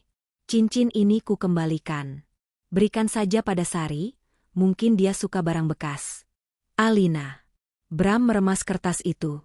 Kakinya lemas, ia terduduk di tepi ranjang. Dia pergi, Mas? Tanya Sari pelan, mendekat. Mbak Alina pergi? Dia ninggalin kita, Sar, suara Bram parau. Dia bawa semua barangnya. Sari menatap sekeliling kamar mewah itu. Ada kilatan aneh di matanya. Rasa bersalah memang ada, tapi di balik itu, ada rasa lega yang menyusup. Saingan utamanya sudah pergi. Pemilik rumah ini sudah angkat kaki. Itu artinya, rumah ini sekarang menjadi wilayah kekuasaannya? Ya sudah, Mas, hibur Sari sambil memeluk bahu Bram. Mungkin ini emang jalan terbaik. Mbak Alina butuh waktu sendiri. Biarin dia tenang dulu. Sekarang kan ada aku. Ada Dava. Kita bisa mulai hidup baru di sini, kan? Bram menatap Sari. Wajah polos itu kini terlihat berbeda baginya. Tapi nasi sudah menjadi bubur. Alina sudah pergi. Dia tidak punya pilihan lain selain menjalani hidup dengan wanita yang ada di depannya ini. Iya, jawab Bram lemah. Kita mulai hidup baru. Mereka tidak sadar. Hidup baru, yang mereka bayangkan tidak seindah dongeng. Mereka pikir Alina pergi karena kalah. Mereka tidak tahu bahwa Alina pergi untuk menyusun strategi perang yang sesungguhnya. Perang ekonomi dan harga diri. Seminggu kemudian, aku duduk di sebuah kafe, berhadapan dengan Pak Reza, pengacaraku. Aku sudah menyewa sebuah apartemen studio yang nyaman dan terang. Jauh lebih kecil dari rumah lamaku, tapi rasanya seperti surga. Di sini aku bisa bernapas. Di sini aku mulai menggambar lagi. Sketsa-sketsa busana yang selama ini tertunda karena sibuk mengurus rumah tangga, kini mengalir deras dari tanganku. Berkas gugatan cerai sudah masuk, Bu Alina, kata Pak Reza. Sidang pertama bulan depan. Bagus, jawabku sambil menyeruput ais americano. Lalu soal harta. Sesuai permintaan ibu. Rumah itu memang atas nama suami, tapi dibeli setelah menikah, jadi masuk harta Gonogini. Tapi ibu bilang ibu tidak mau rumah itu. Aku tidak mau tinggal di sana, Pak. Najis, kataku tegas. Biarkan mereka tinggal di sana. Tapi aku meletakkan cangkirku. Pastikan pembagian aset yang lain jelas. Tabungan bersama, deposito, dan saham, aku mau bagianku dicairkan segera. Dan satu lagi, Pak, tolong cek status kepemilikan mobil dan cicilan rumahnya. Pak Reza membuka berkas. Nah, ini dia poinnya, Bu. Rumah itu cicilannya masih berjalan 10 tahun lagi. Cicilannya besar, 15 juta per bulan. Selama ini kan ibu yang menutupi setengahnya dari hasil bisnis online ibu, dan Pak Bram setengahnya dari gaji. Aku tersenyum miring. Nah, itu dia. Sekarang aku sudah pergi. Aku tidak akan bayar sepeser pun lagi untuk cicilan rumah itu. Biar Bram yang tanggung sendiri cicilan 15 juta itu, plus biaya hidup Sari, plus biaya susu dan popok bayi, plus biaya rumah sakit Dava kemarin. Pak Reza tertawa kecil, mengerti arah pikiranku. Gaji Pak Bram sebagai manajer media mungkin sekitar 25 juta. Kalau dipotong cicilan rumah 15 juta, sisa 10 juta. Untuk hidup bertiga di Jakarta, dengan gaya hidup Pak Bram dan biaya bayi, itu akan sangat mencekik. Tepat sekali, sahutku puas. Biarkan mereka menikmati rumah mewah itu. Rumah itu akan menjadi penjara bagi mereka. Mereka akan tercekik oleh gengsi mereka sendiri. Ibu sadis juga ya, canda Pak Reza. Saya belajar dari yang terbaik, Pak. Mereka membunuh perasaan saya membunuh dompet mereka. Adil, kan? Sementara itu, di rumah besar yang kini terasa sepi, karena pembantu alias Mbak Nah juga sudah kupinta berhenti dan ikut bekerja padaku di apartemen baru, Bram mulai merasakan neraka pertamanya. Akhir bulan tiba. Tagihan berdatangan. Listrik, 3 juta, karena AC sentral rumah besar boros sekali. Air, 500.000. Internet, 700.000. Cicilan rumah, 15 juta, auto debit dari rekening Bram. Kartu kredit, bekas beli perlengkapan bayi 4 juta. Bram menatap mutasi rekeningnya dengan mata melotot. Gaji yang baru masuk pagi tadi, sore ini sudah ludes. Sisa saldo di ATM-nya tinggal 1,8 juta rupiah. Padahal bulan baru saja dimulai. Mas. Suara Sari terdengar dari kamar. Susu Dava habis. Terus dia butuh imunisasi lagi minggu depan, biayanya 800.000 kata dokter. Bram memijat pelipisnya yang berdenyut kencang. Sar, bisa nggak beli susunya yang merek biasa aja dulu? Jangan yang platinum. Yah, Mas. Dava kan udah cocok sama yang itu. Kalau ganti takut mencret. Rengek Sari. Kan kamu ayahnya, masa nggak sanggup beliin susu? Kata-kata itu dulu terdengar manis, sekarang terdengar menuntut. Bukan nggak sanggup, Sar, tapi uangnya ngepas. Alina udah nggak bantu bayar cicilan rumah lagi, bentak Bram. Ini pertama kalinya dia membentak Sari. Sari terdiam, matanya berkaca-kaca. Dava kaget dan menangis kencang. Suara tangisan bayi, rengekan istri, dan saldo ATM yang sekarat. Itulah musik pengiring hidup baru Bram. Di tempat lain, di apartemenku yang tenang, aku sedang menyalakan musik jazz pelan. Di depanku, sebuah manekin berdiri dengan kain sutra setengah jadi. Aku sedang merancang gaun pesta yang indah. Karya pertama untuk kehidupan yang baru. Gumamku sambil menyematkan jarum pentul. Aku tidak tahu apa yang terjadi di rumah sana, tapi aku bisa membayangkannya. Dan bayangan itu membuatku tidur nyenyak malam ini. Tanpa air mata. Tanpa rasa sakit. Aku, Alina, sedang meniti jalan menjadi wanita hebat. Sementara mereka sedang memulai perjalanan menuju kehancuran yang mereka buat sendiri. Bulan-bulan pertama setelah aku meninggalkan rumah besar itu adalah masa yang aneh. Rasanya seperti belajar berjalan lagi setelah kecelakaan fatal. Aku tinggal di apartemen studio berukuran 35 meter persegi. Sangat kecil jika dibandingkan dengan kamar utamaku dulu. Dindingnya bercat putih polos, perabotannya minimalis. Tapi disinilah aku menemukan sesuatu yang sudah lama hilang. Kedamaian. Tidak ada lagi kebohongan. Tidak ada lagi pura-pura tersenyum saat hati menangis. Namun, bohong jika kukatakan aku langsung bahagia. Ada malam-malam di mana aku terbangun pukul 3 pagi, meraba sisi kasur yang kosong, dan menangis. Bukan menangisi Bram, tapi menangisi 7 tahun usiaku yang terbuang sia-sia untuk mencintai pria yang salah. Aku merasa bodoh. Aku merasa gagal sebagai wanita. Ibu. Suara Mbak Nah, mantan asisten rumah tanggaku yang kini ikut bersamaku, memecah lamunanku suatu pagi. Dia meletakkan secangkir teh hangat di meja kerjaku. Jangan melamun terus, Bu. Nanti sakit. Lihat tuh, gambar ibu bagus banget loh. Aku menatap kertas sketsa di depanku.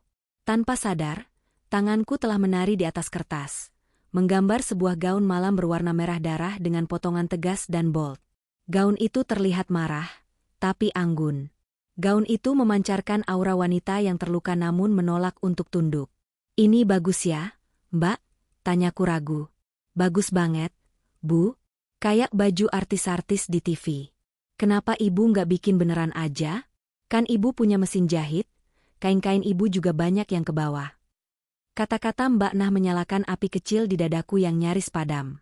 Dulu, sebelum menikah, aku adalah lulusan sekolah mode terbaik. Aku punya mimpi menjadi desainer. Tapi Bram memintaku fokus mengurus rumah tangga, dan aku menurut. Aku mengubur mimpiku demi menjadi istri yang berbakti. Sekarang, tidak ada lagi Bram yang melarangku. Kamu benar, Mbak. Mataku mulai berbinar. Aku akan menjahitnya. Hari-hari berikutnya, apartemen kecilku berubah menjadi bengkel kerja. Suara mesin jahit berderu siang malam, bersahutan dengan musik jazz yang kuputar pelan. Aku menumpahkan semua rasa sakit, kemarahan, dan kekecewaan ke dalam setiap potongan kain. Aku menamai koleksi pertamaku, The Phoenix. Burung api yang bangkit dari abu. Aku memotret hasil karyaku dan mengunggahnya ke media sosial dengan branding baru, Alina Couture. Tak kusangka, responsnya luar biasa. Teman-teman sosialitaku, Rina, Desi, Maya, yang sudah mendengar kabar perceraianku, dan tentu saja berpihak padaku setelah tahu busuknya Bram, menjadi pelanggan pertama. Gila, Al.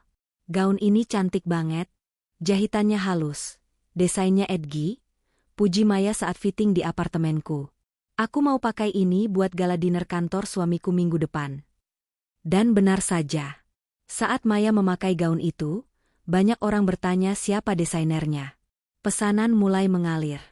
1, 2, lalu 10. Rekening pribadiku yang sempat stagnan, kini mulai gemuk kembali. Aku sibuk. Aku lelah. Tapi aku hidup. Berbanding terbalik dengan kehidupanku yang mulai menanjak. Kehidupan di Istana Bram sedang merosot tajam menuju kekacauan. 3 bulan pasca kepergianku, Bram resmi menikahi Sari secara negara. Tidak ada pesta mewah. Hanya akad nikah sederhana di KUA, dihadiri segelintir saksi.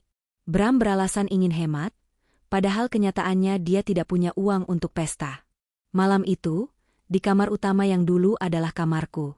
Mas, AC-nya kok nggak dingin sih? Gerah nih, Dava rewel terus. Keluh Sari sambil mengipas-ngipas anaknya dengan buku majalah. Bram yang sedang berkutat dengan laptop, mencari lowongan kerja sampingan, menjawab ketus. AC-nya rusak, freonnya habis. Belum ada duit buat panggil tukang servis. Buka aja jendelanya. Buka jendela? Nanti banyak nyamuk. Mas, kasihan anak kita digigit nyamuk. Sari mulai meninggikan suara. Lagian kamu kan manajer. Masa servis AC aja nggak ada duit? Dulu waktu ada Mbak Alina, rumah ini dingin terus, wangi terus. Bram membanting laptopnya menutup. Dia menatap tajam istri barunya itu. Jangan sebut nama dia, bentak Bram. Dan asal kamu tahu, dulu rumah ini nyaman karena Alina yang bayar semuanya.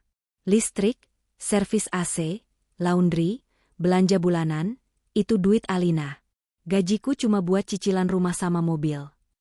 Sari terdiam, bibirnya gemetar. Kok kamu malah marahin aku?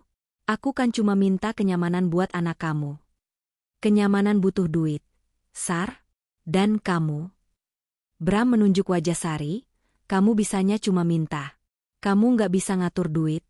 Dikasih jatah belanja seminggu 1 juta, 3 hari udah habis buat beli baju online. Aku kan juga pengen cantik kayak Mbak Alina, bela Sari.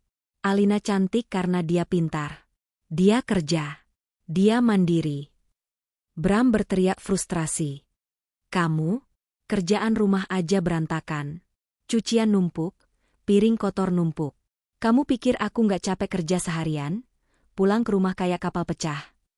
Bram keluar kamar, membanting pintu. Dia duduk di sofa ruang tengah yang gelap, karena beberapa lampu mati dan belum diganti. Dia memijat kepalanya yang pening. Dia merindukan Alina. Dia merindukan saat-saat pulang kerja disambut rumah yang bersih, wangi aromaterapi, dan makan malam yang lezat tersaji di meja. Dia merindukan diskusi cerdas dengan Alina. Dia merindukan kestabilan. Sekarang, dia terjebak dengan Sari. Wanita yang dulu terlihat manis dan penurut saat menjadi selingkuhan, ternyata menjadi beban berat saat menjadi istri sah. Sari tidak punya pendidikan tinggi, tidak punya skill mengatur rumah tangga modern, dan ternyata punya sifat boros yang terpendam karena silau dengan kehidupan kota. Ponsel Bram berbunyi. Notifikasi email. Panggilan sidang putusan cerai. Bram menghela napas panjang. Besok adalah hari penentuan. Gedung Pengadilan Agama, keesokan harinya. Aku datang mengenakan setelan blazer putih gading rancanganku sendiri, dipadukan dengan celana kulot navy dan heels tinggi. Rambutku kuurai bergelombang, wajahku kupulas make-up natural yang segar. Aku terlihat seperti wanita karir yang sukses, bukan janda yang merana. Di seberang lorong, aku melihat mereka. Bram terlihat kurus. Kemejanya agak lusuh. Sepertinya tidak disetrika dengan benar. Kantung matanya hitam. Di sebelahnya, Sari duduk dengan gamis yang terlalu mentereng warnanya, mencoba terlihat elegan tapi justru tampak norak. Dia menggendong Daffa yang sedang menangis. Saat mataku bertemu dengan mata Bram, dia terpaku. Dia menatapku dari ujung kaki ke ujung kepala dengan tatapan lapar, tatapan penyesalan. Dia baru menyadari bahwa dia telah membuang berlian demi memungut kerikil. Sidang berjalan cepat. Hakim mengetuk palu. Cerai. Aku resmi menyandang status janda. Dan aku bangga. Lalu masuk ke sesi pembagian harta Gonogini. Pengacara Bram mencoba bernegosiasi agar rumah tidak dijual. Klien saya, Pak Bram, ingin mempertahankan rumah tersebut untuk tempat tinggal anaknya, kata pengacara Bram. Pak Reza, pengacaraku, tersenyum tenang. Bisa saja. Asalkan Pak Bram membayar hak Ibu Alina sebesar 50% dari nilai aset rumah yang sudah dibayarkan selama pernikahan. Nilainya sekitar 800 juta rupiah. Cash. Dalam tempo 3 bulan. Wajah Bram pucat. 800 juta? Dari mana aku dapat uang segitu? Bisiknya panik pada pengacaranya. Jika tidak sanggup membayar, lanjut Pak Reza tegas, maka rumah harus dijual.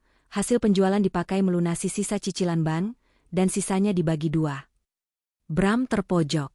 Dia tidak mungkin bisa membayar 800 juta. Tapi menjual rumah itu berarti dia dan Sari harus angkat kaki dan mencari kontrakan murah. Gengsinya hancur lebur. Kami minta waktu, kata Bram dengan suara serak.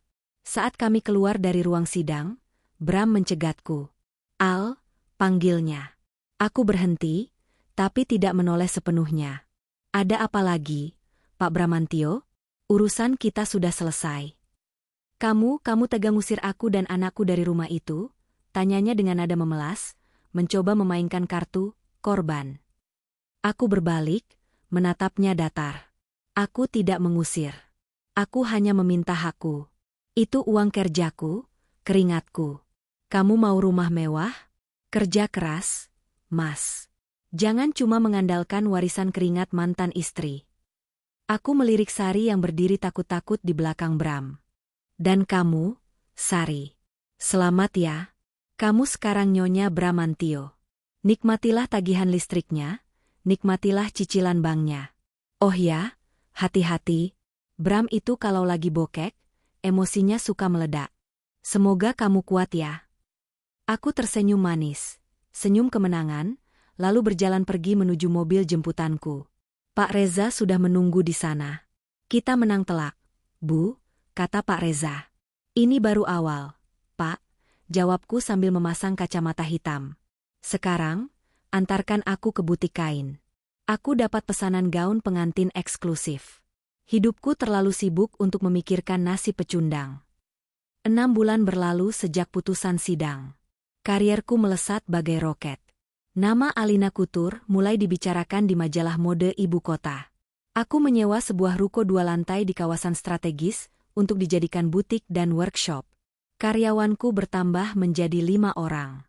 Suatu sore, saat aku sedang menata manekin di etalase butik baruku, sebuah mobil mewah berhenti di depan.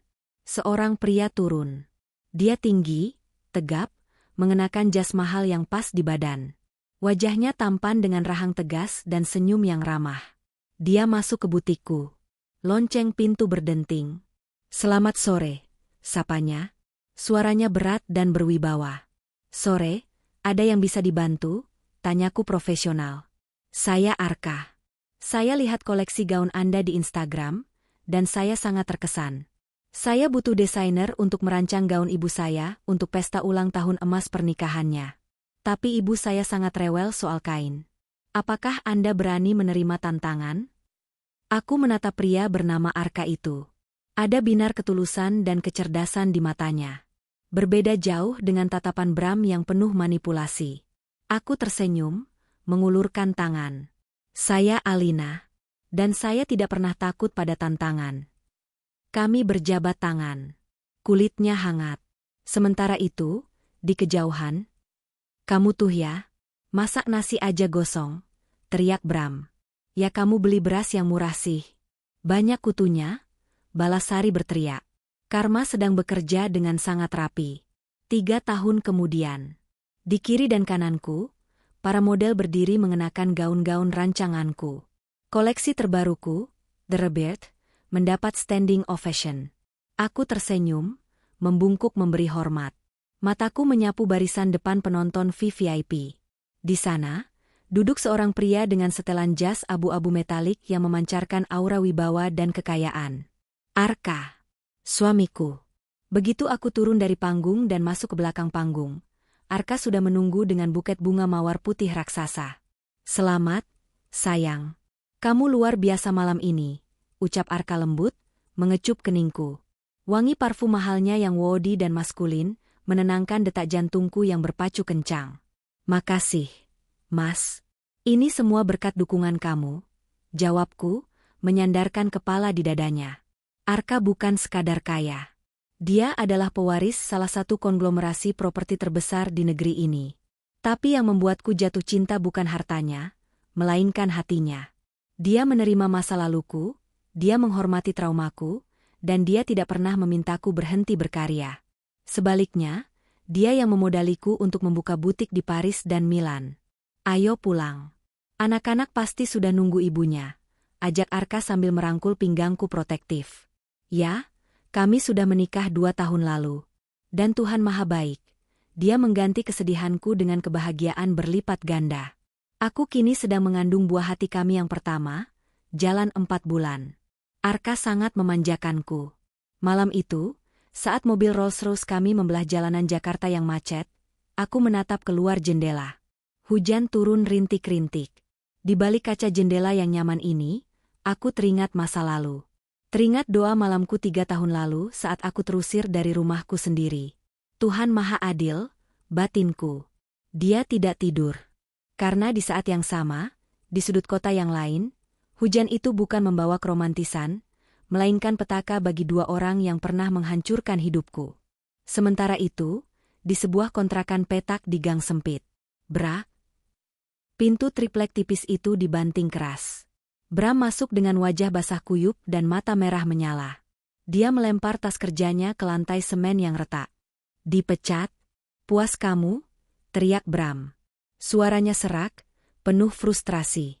Sari, yang sedang menyuapi Dava, kini berusia 3 tahun, nasi dengan kecap, terlonjak kaget. Dava menangis ketakutan melihat ayahnya mengamuk. Dipecat, Mas? Sari meletakkan piring, mendekati suaminya dengan gemetar. Kok bisa? Terus kita makan apa besok? Tanya sama dirimu sendiri. Bram menunjuk wajah Sari. Gara-gara kamu aku nggak fokus kerja. Tiap hari kamu merengek minta duit, tiap hari kamu ribut sama tetangga, tiap malam anak nangis nggak kamu urus. Aku telat meeting, laporanku berantakan, dan tadi Pak Bos bilang kinerjaku 0 besar. Aku dipecat tanpa pesangon. Bram merosot duduk di lantai, menjambak rambutnya sendiri. 3 tahun ini adalah neraka bagi Bram. Setelah bercerai denganku dan kehilangan rumah mewah itu, yang akhirnya dijual rugi untuk melunasi hutang bank, dan sisa uangnya habis untuk gaya hidup Sari yang boros di awal pernikahan, hidup mereka terjun bebas. Mereka pindah dari kontrakan satu ke kontrakan lain, semakin lama semakin murah dan sempit. Mobil CR-V kebanggaan Bram sudah lama ditarik Leasing. Motor pun sudah digadaikan. Dan puncaknya hari ini, Bram dipecat.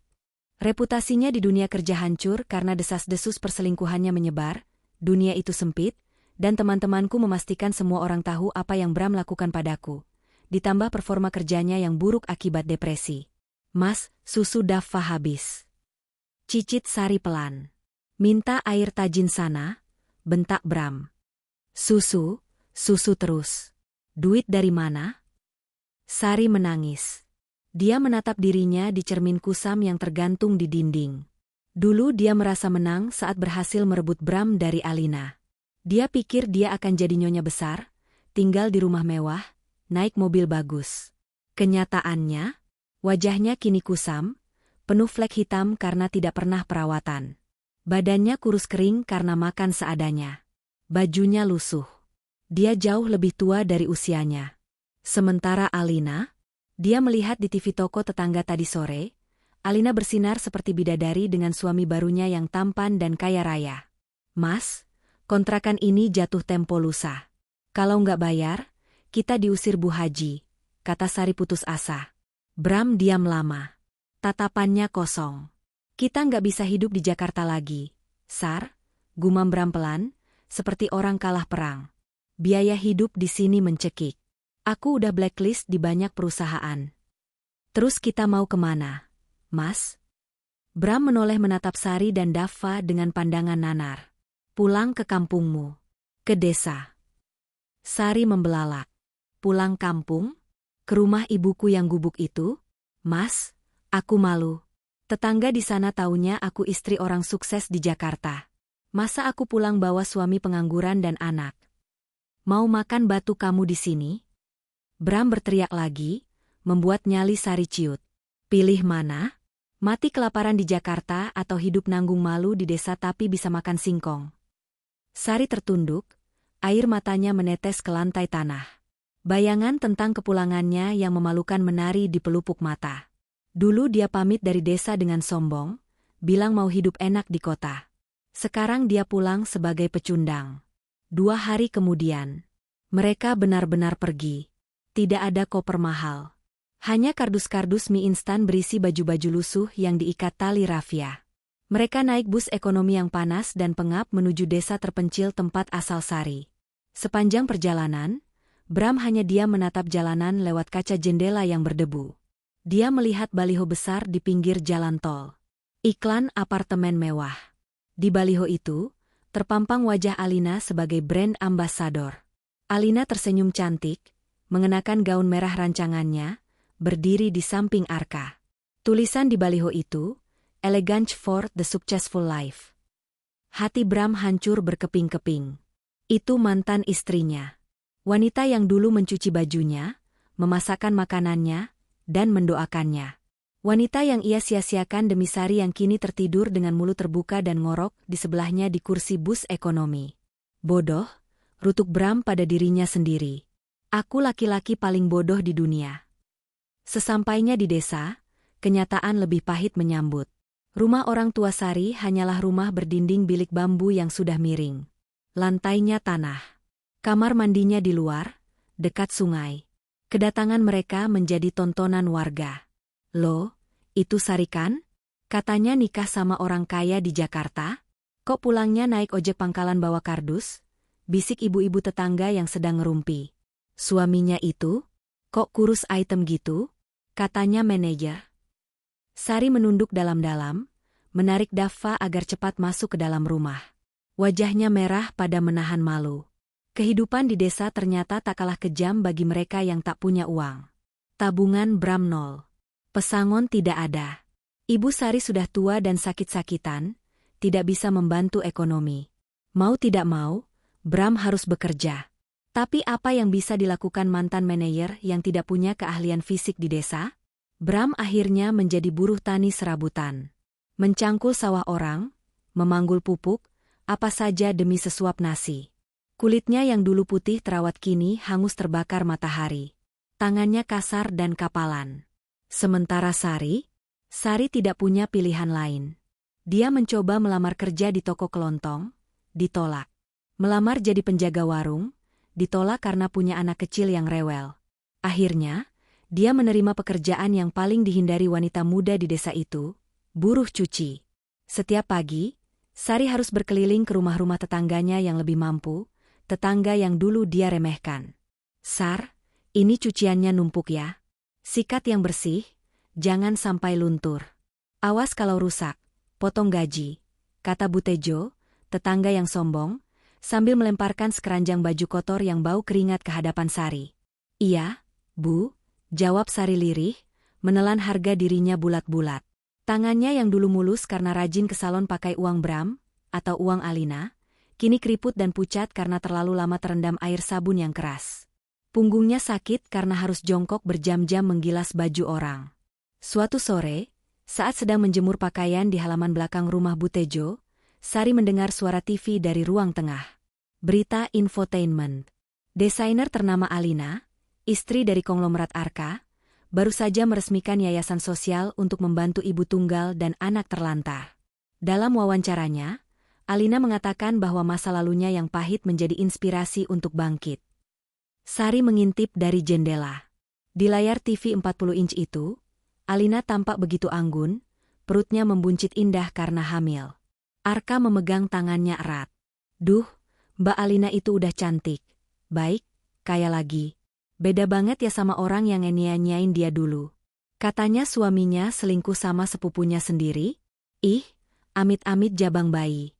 Pasti sekarang mantannya nyesel 7 turunan. Komentar Bu Tejo sambil menyeruput teh. Sari terduduk lemas di samping jemuran. Air matanya menetes di atas baju yang baru saja dia peras. Rasa sakit ini bukan hanya karena kemiskinan, tapi karena rasa malu yang amat sangat. Dia hidup di bawah bayang-bayang kesuksesan wanita yang dia hianati. Karma itu nyata. Dan karma itu sedang memeras hidupnya perlahan-lahan, seperti dia memeras cucian baju orang lain. Malam harinya, di gubuk reot mereka, Bram pulang dengan tubuh pegal linu setelah seharian mencangkul. Makan malam mereka hanya nasi putih dengan garam dan kerupuk melempem. "Mas," panggil Sari pelan. "Apa?" jawab Bram ketus tanpa menoleh. "Dava besok mau sekolah PAUD. Butuh uang pendaftaran." Bram membanting sendoknya. "Nggak usah sekolah dulu. Makan aja susah mau gaya-gayaan sekolah." "Tapi Mas, anak tetangga udah pada sekolah." "Anak tetangga bapaknya bukan kuli cangkul. Anak tetangga ibunya bukan tukang cuci," bentak Bram. Dava menangis lagi di pojokan. Di salah satu sudut desa, di halaman belakang rumah Bu Tejo yang luas, Sari sedang berjongkok. Di hadapannya, tumpukan cucian menggunung setinggi bukit kecil. Bau deterjen murahan bercampur dengan bau keringat yang menyengat. "Sar, itu kerah baju suami saya disikat yang bersih. Kemarin masih ada dakinya," teriak Bu Tejo dari teras sambil mengupas mangga. "Iya, Bu," jawab Sari lirih. Tangannya yang dulu lentik dan sering manicure, kini kasar, pecah-pecah, dan memerah karena iritasi sabun. Punggungnya nyeri luar biasa, tapi dia tidak berani berhenti. Jika berhenti, dia tidak dapat upah 50.000 hari ini. Dan jika tidak ada uang, Dava tidak makan. Di kejauhan, di pematang sawah, Bram sedang mencangkul tanah liat yang keras. Tubuhnya kurus, kulitnya menghitam terbakar matahari, dan rambut ikalnya yang dulu rapi kini gondrong tak terurus dan berdebu. Dia mengenakan kaos partai yang sudah bolong di bagian ketiak. Tidak ada lagi Bram sang manajer. Yang ada hanya Bram si buruh tani. Tiba-tiba, suasana desa yang biasanya sepi mendadak riuh. Suara sirine mobil patwal polisi terdengar meraung-raung dari jalan utama desa yang berbatu.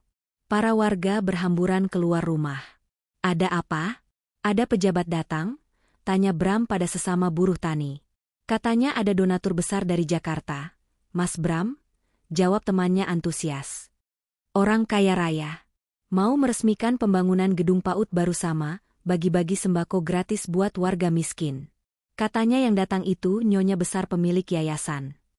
Bram hanya mendengus. Halah, paling pencitraan caleg. Namun, rasa penasaran membuatnya ikut berjalan ke arah balai desa. Dia butuh sembako itu. Beras di rumah sudah habis. Saat Bram sampai di pinggir jalan, dia melihat iring-iringan mobil mewah yang sangat kontras dengan pemandangan desa. 2 mobil Alphard putih mengkilap, diikuti sebuah truk box berisi bantuan. Mobil Alphard paling depan berhenti tepat di depan balai desa. Supir berseragam safari turun dengan sigap, membukakan pintu penumpang belakang. Bram menyipitkan mata, melindungi pandangannya dari silau matahari. Seorang pria turun lebih dulu.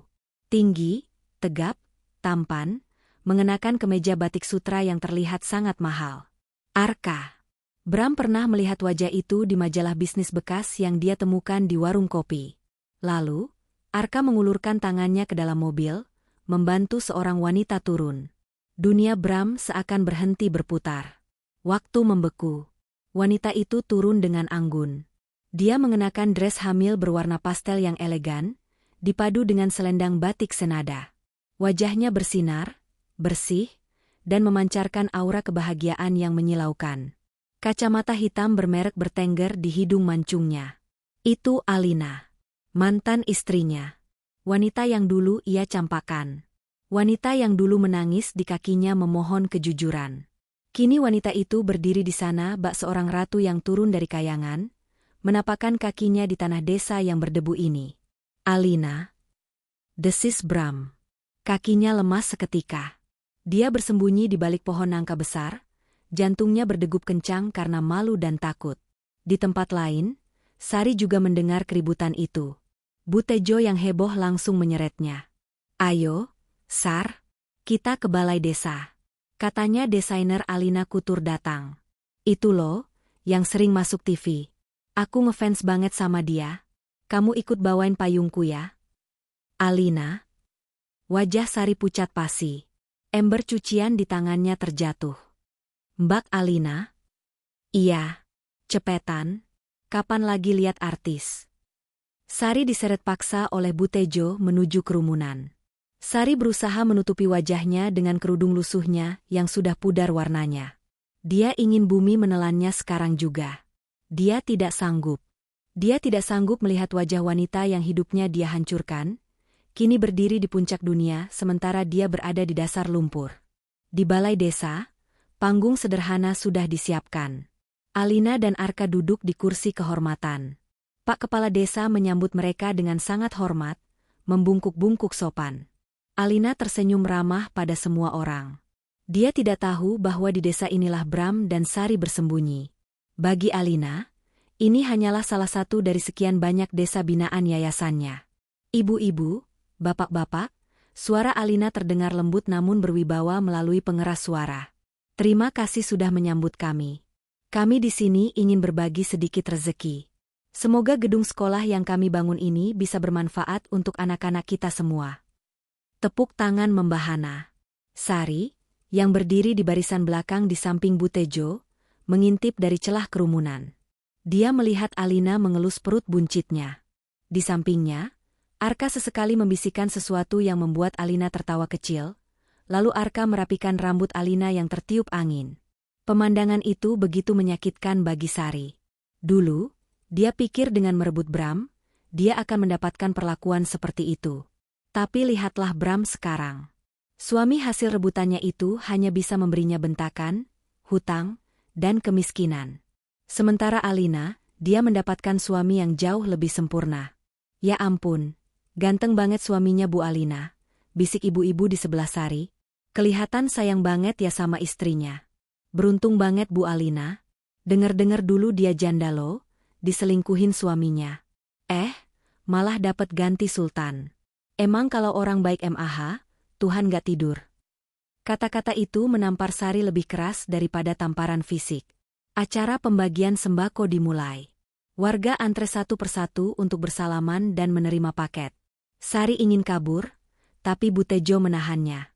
Sar, kamu antre gih. Ambilin jatah buat saya sekalian, saya males desak-desakan. Awas kalau nggak dapat. Sari terjebak. Dengan langkah berat seperti digelayuti batu, dia ikut dalam antrean panjang itu. Semakin dekat ke panggung, semakin gemetar lutut Sari. 5 orang lagi, 3 orang lagi, 1 orang lagi, dan tibalah giliran Sari. Dia menunduk dalam-dalam, menyodorkan tangannya untuk menerima bungkusan sembako. Dia berharap Alina tidak mengenalinya. Dia berharap Alina sudah lupa. Ini Bu, semoga bermanfaat ya. Suara Alina terdengar sangat dekat. Wangi parfum mahal Alina, wangi bunga lili dan vanila, menusuk hidung Sari, mengingatkannya pada masa lalu saat dia masih sering menumpang di rumah mewah Alina. Sari menerima bungkusan itu dengan tangan gemetar. Saat dia hendak berbalik cepat, tanpa sengaja matanya bertabrakan dengan mata Alina. Hening. Dunia sekitarnya seolah senyap. Alina terdiam sejenak. Senyum di bibirnya sedikit memudar, berganti dengan ekspresi terkejut yang sangat tipis. Dia mengenali mata itu. Dia mengenali wajah itu, meski kini kusam, keriput, dan jauh lebih tua. Sari, bisik Alina pelan, hampir tak terdengar. Sari membeku. Air mata langsung menggenang di pelupuk matanya. Rasa malu yang amat sangat meledak di dadanya. Dia berdiri di hadapan sepupunya, wanita yang dia hianati, dengan pakaian lusuh, bau keringat, dan tangan kasar buruh cuci, menerima sedekah dari tangan wanita yang dulu dia hancurkan. Di sudut lain, di balik pohon, Bram juga melihat momen itu. Dia melihat istrinya berdiri seperti pengemis di depan mantan istrinya. Bram meremas kulit pohon nangka hingga kukunya sakit. Dia ingin lari ke sana, menarik Sari, dan menyelamatkan harga dirinya. Tapi dia sadar, dia tidak punya harga diri lagi. Jika dia muncul, dia hanya akan mempermalukan dirinya sendiri lebih jauh. Bram hanya bisa menangis dalam diam, air mata penyesalan mengalir di pipi yang penuh debu. Kembali ke panggung. Arka menyadari perubahan ekspresi istrinya. Dia menoleh, menatap Sari, lalu menatap Alina. Dia tahu siapa wanita lusuh ini. Arka tahu segalanya tentang masa lalu Alina. Arka menggenggam tangan Alina, memberinya kekuatan. Alina menarik napas panjang. Dia tidak marah. Dia tidak meludahi Sari. Dia tidak memaki. Rasa benci yang dulu membara, ternyata sudah padam. Yang tersisa saat melihat Sari sekarang hanyalah rasa iba. Alina melihat betapa hancurnya hidup Sari.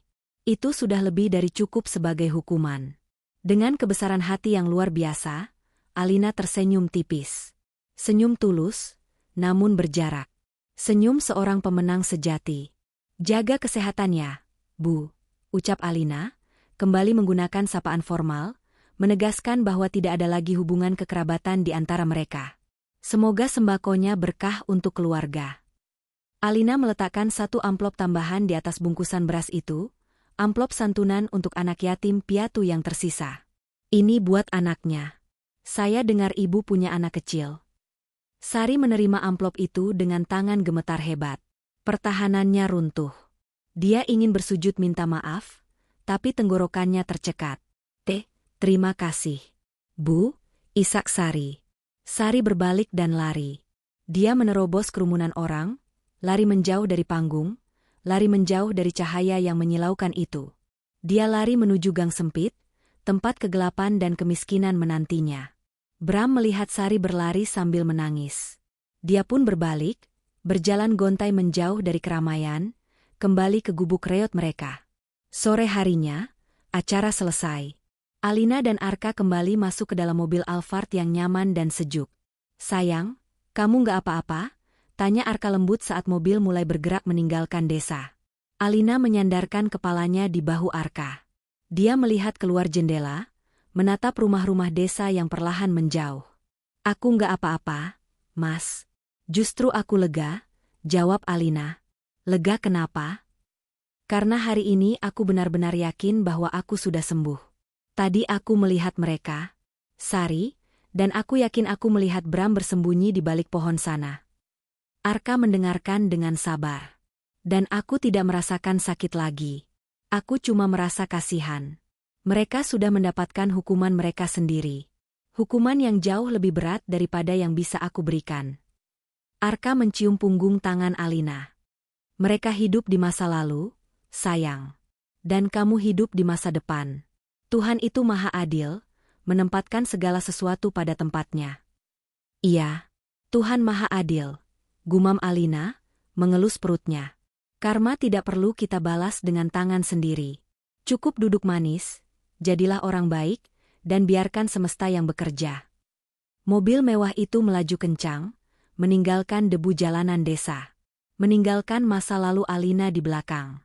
Menuju kota Jakarta yang gemerlap, menuju rumah hangat, dan keluarga bahagia yang menanti. Sementara itu, di dalam gubuk bambu yang remang-remang, Sari duduk di lantai tanah, memeluk lutut. Amplop pemberian Alina tergeletak di depannya. Isinya uang Rp500.000. Uang yang sangat banyak bagi mereka sekarang, tapi uang yang terasa sangat panas di tangan. Bram duduk di pojokan, merokok lintingan tembakau murah. Asap mengebul memenuhi ruangan sempit itu. Kamu ketemu dia? Tanya Bram serak. Sari mengangguk, masih terisak. Dia cantik banget, Mas. Dia kayak bidadari. Dia ngasih ini buat Dava. Mas, aku nyesel. Raung Sari tiba-tiba. Aku nyesel ngambil kamu. Kalau aja dulu aku nggak gatal, aku pasti masih kerja enak di kota, masih bisa makan enak. Gara-gara kamu aku jadi babu cuci. Salahkan dirimu sendiri. Bram melempar puntung rokoknya. Kamu yang goda aku. Kamu yang kegatelan. Coba kamu nggak datang ke rumahku, aku masih jadi manajer. Aku masih punya rumah mewah. Aku nggak bakal jadi kuli cangkul kayak gini. Mereka bertengkar lagi. Teriakan saling menyalahkan, tangisan Dava yang kelaparan, dan suara piring plastik yang dibanting menjadi simfoni kehancuran mereka malam ini.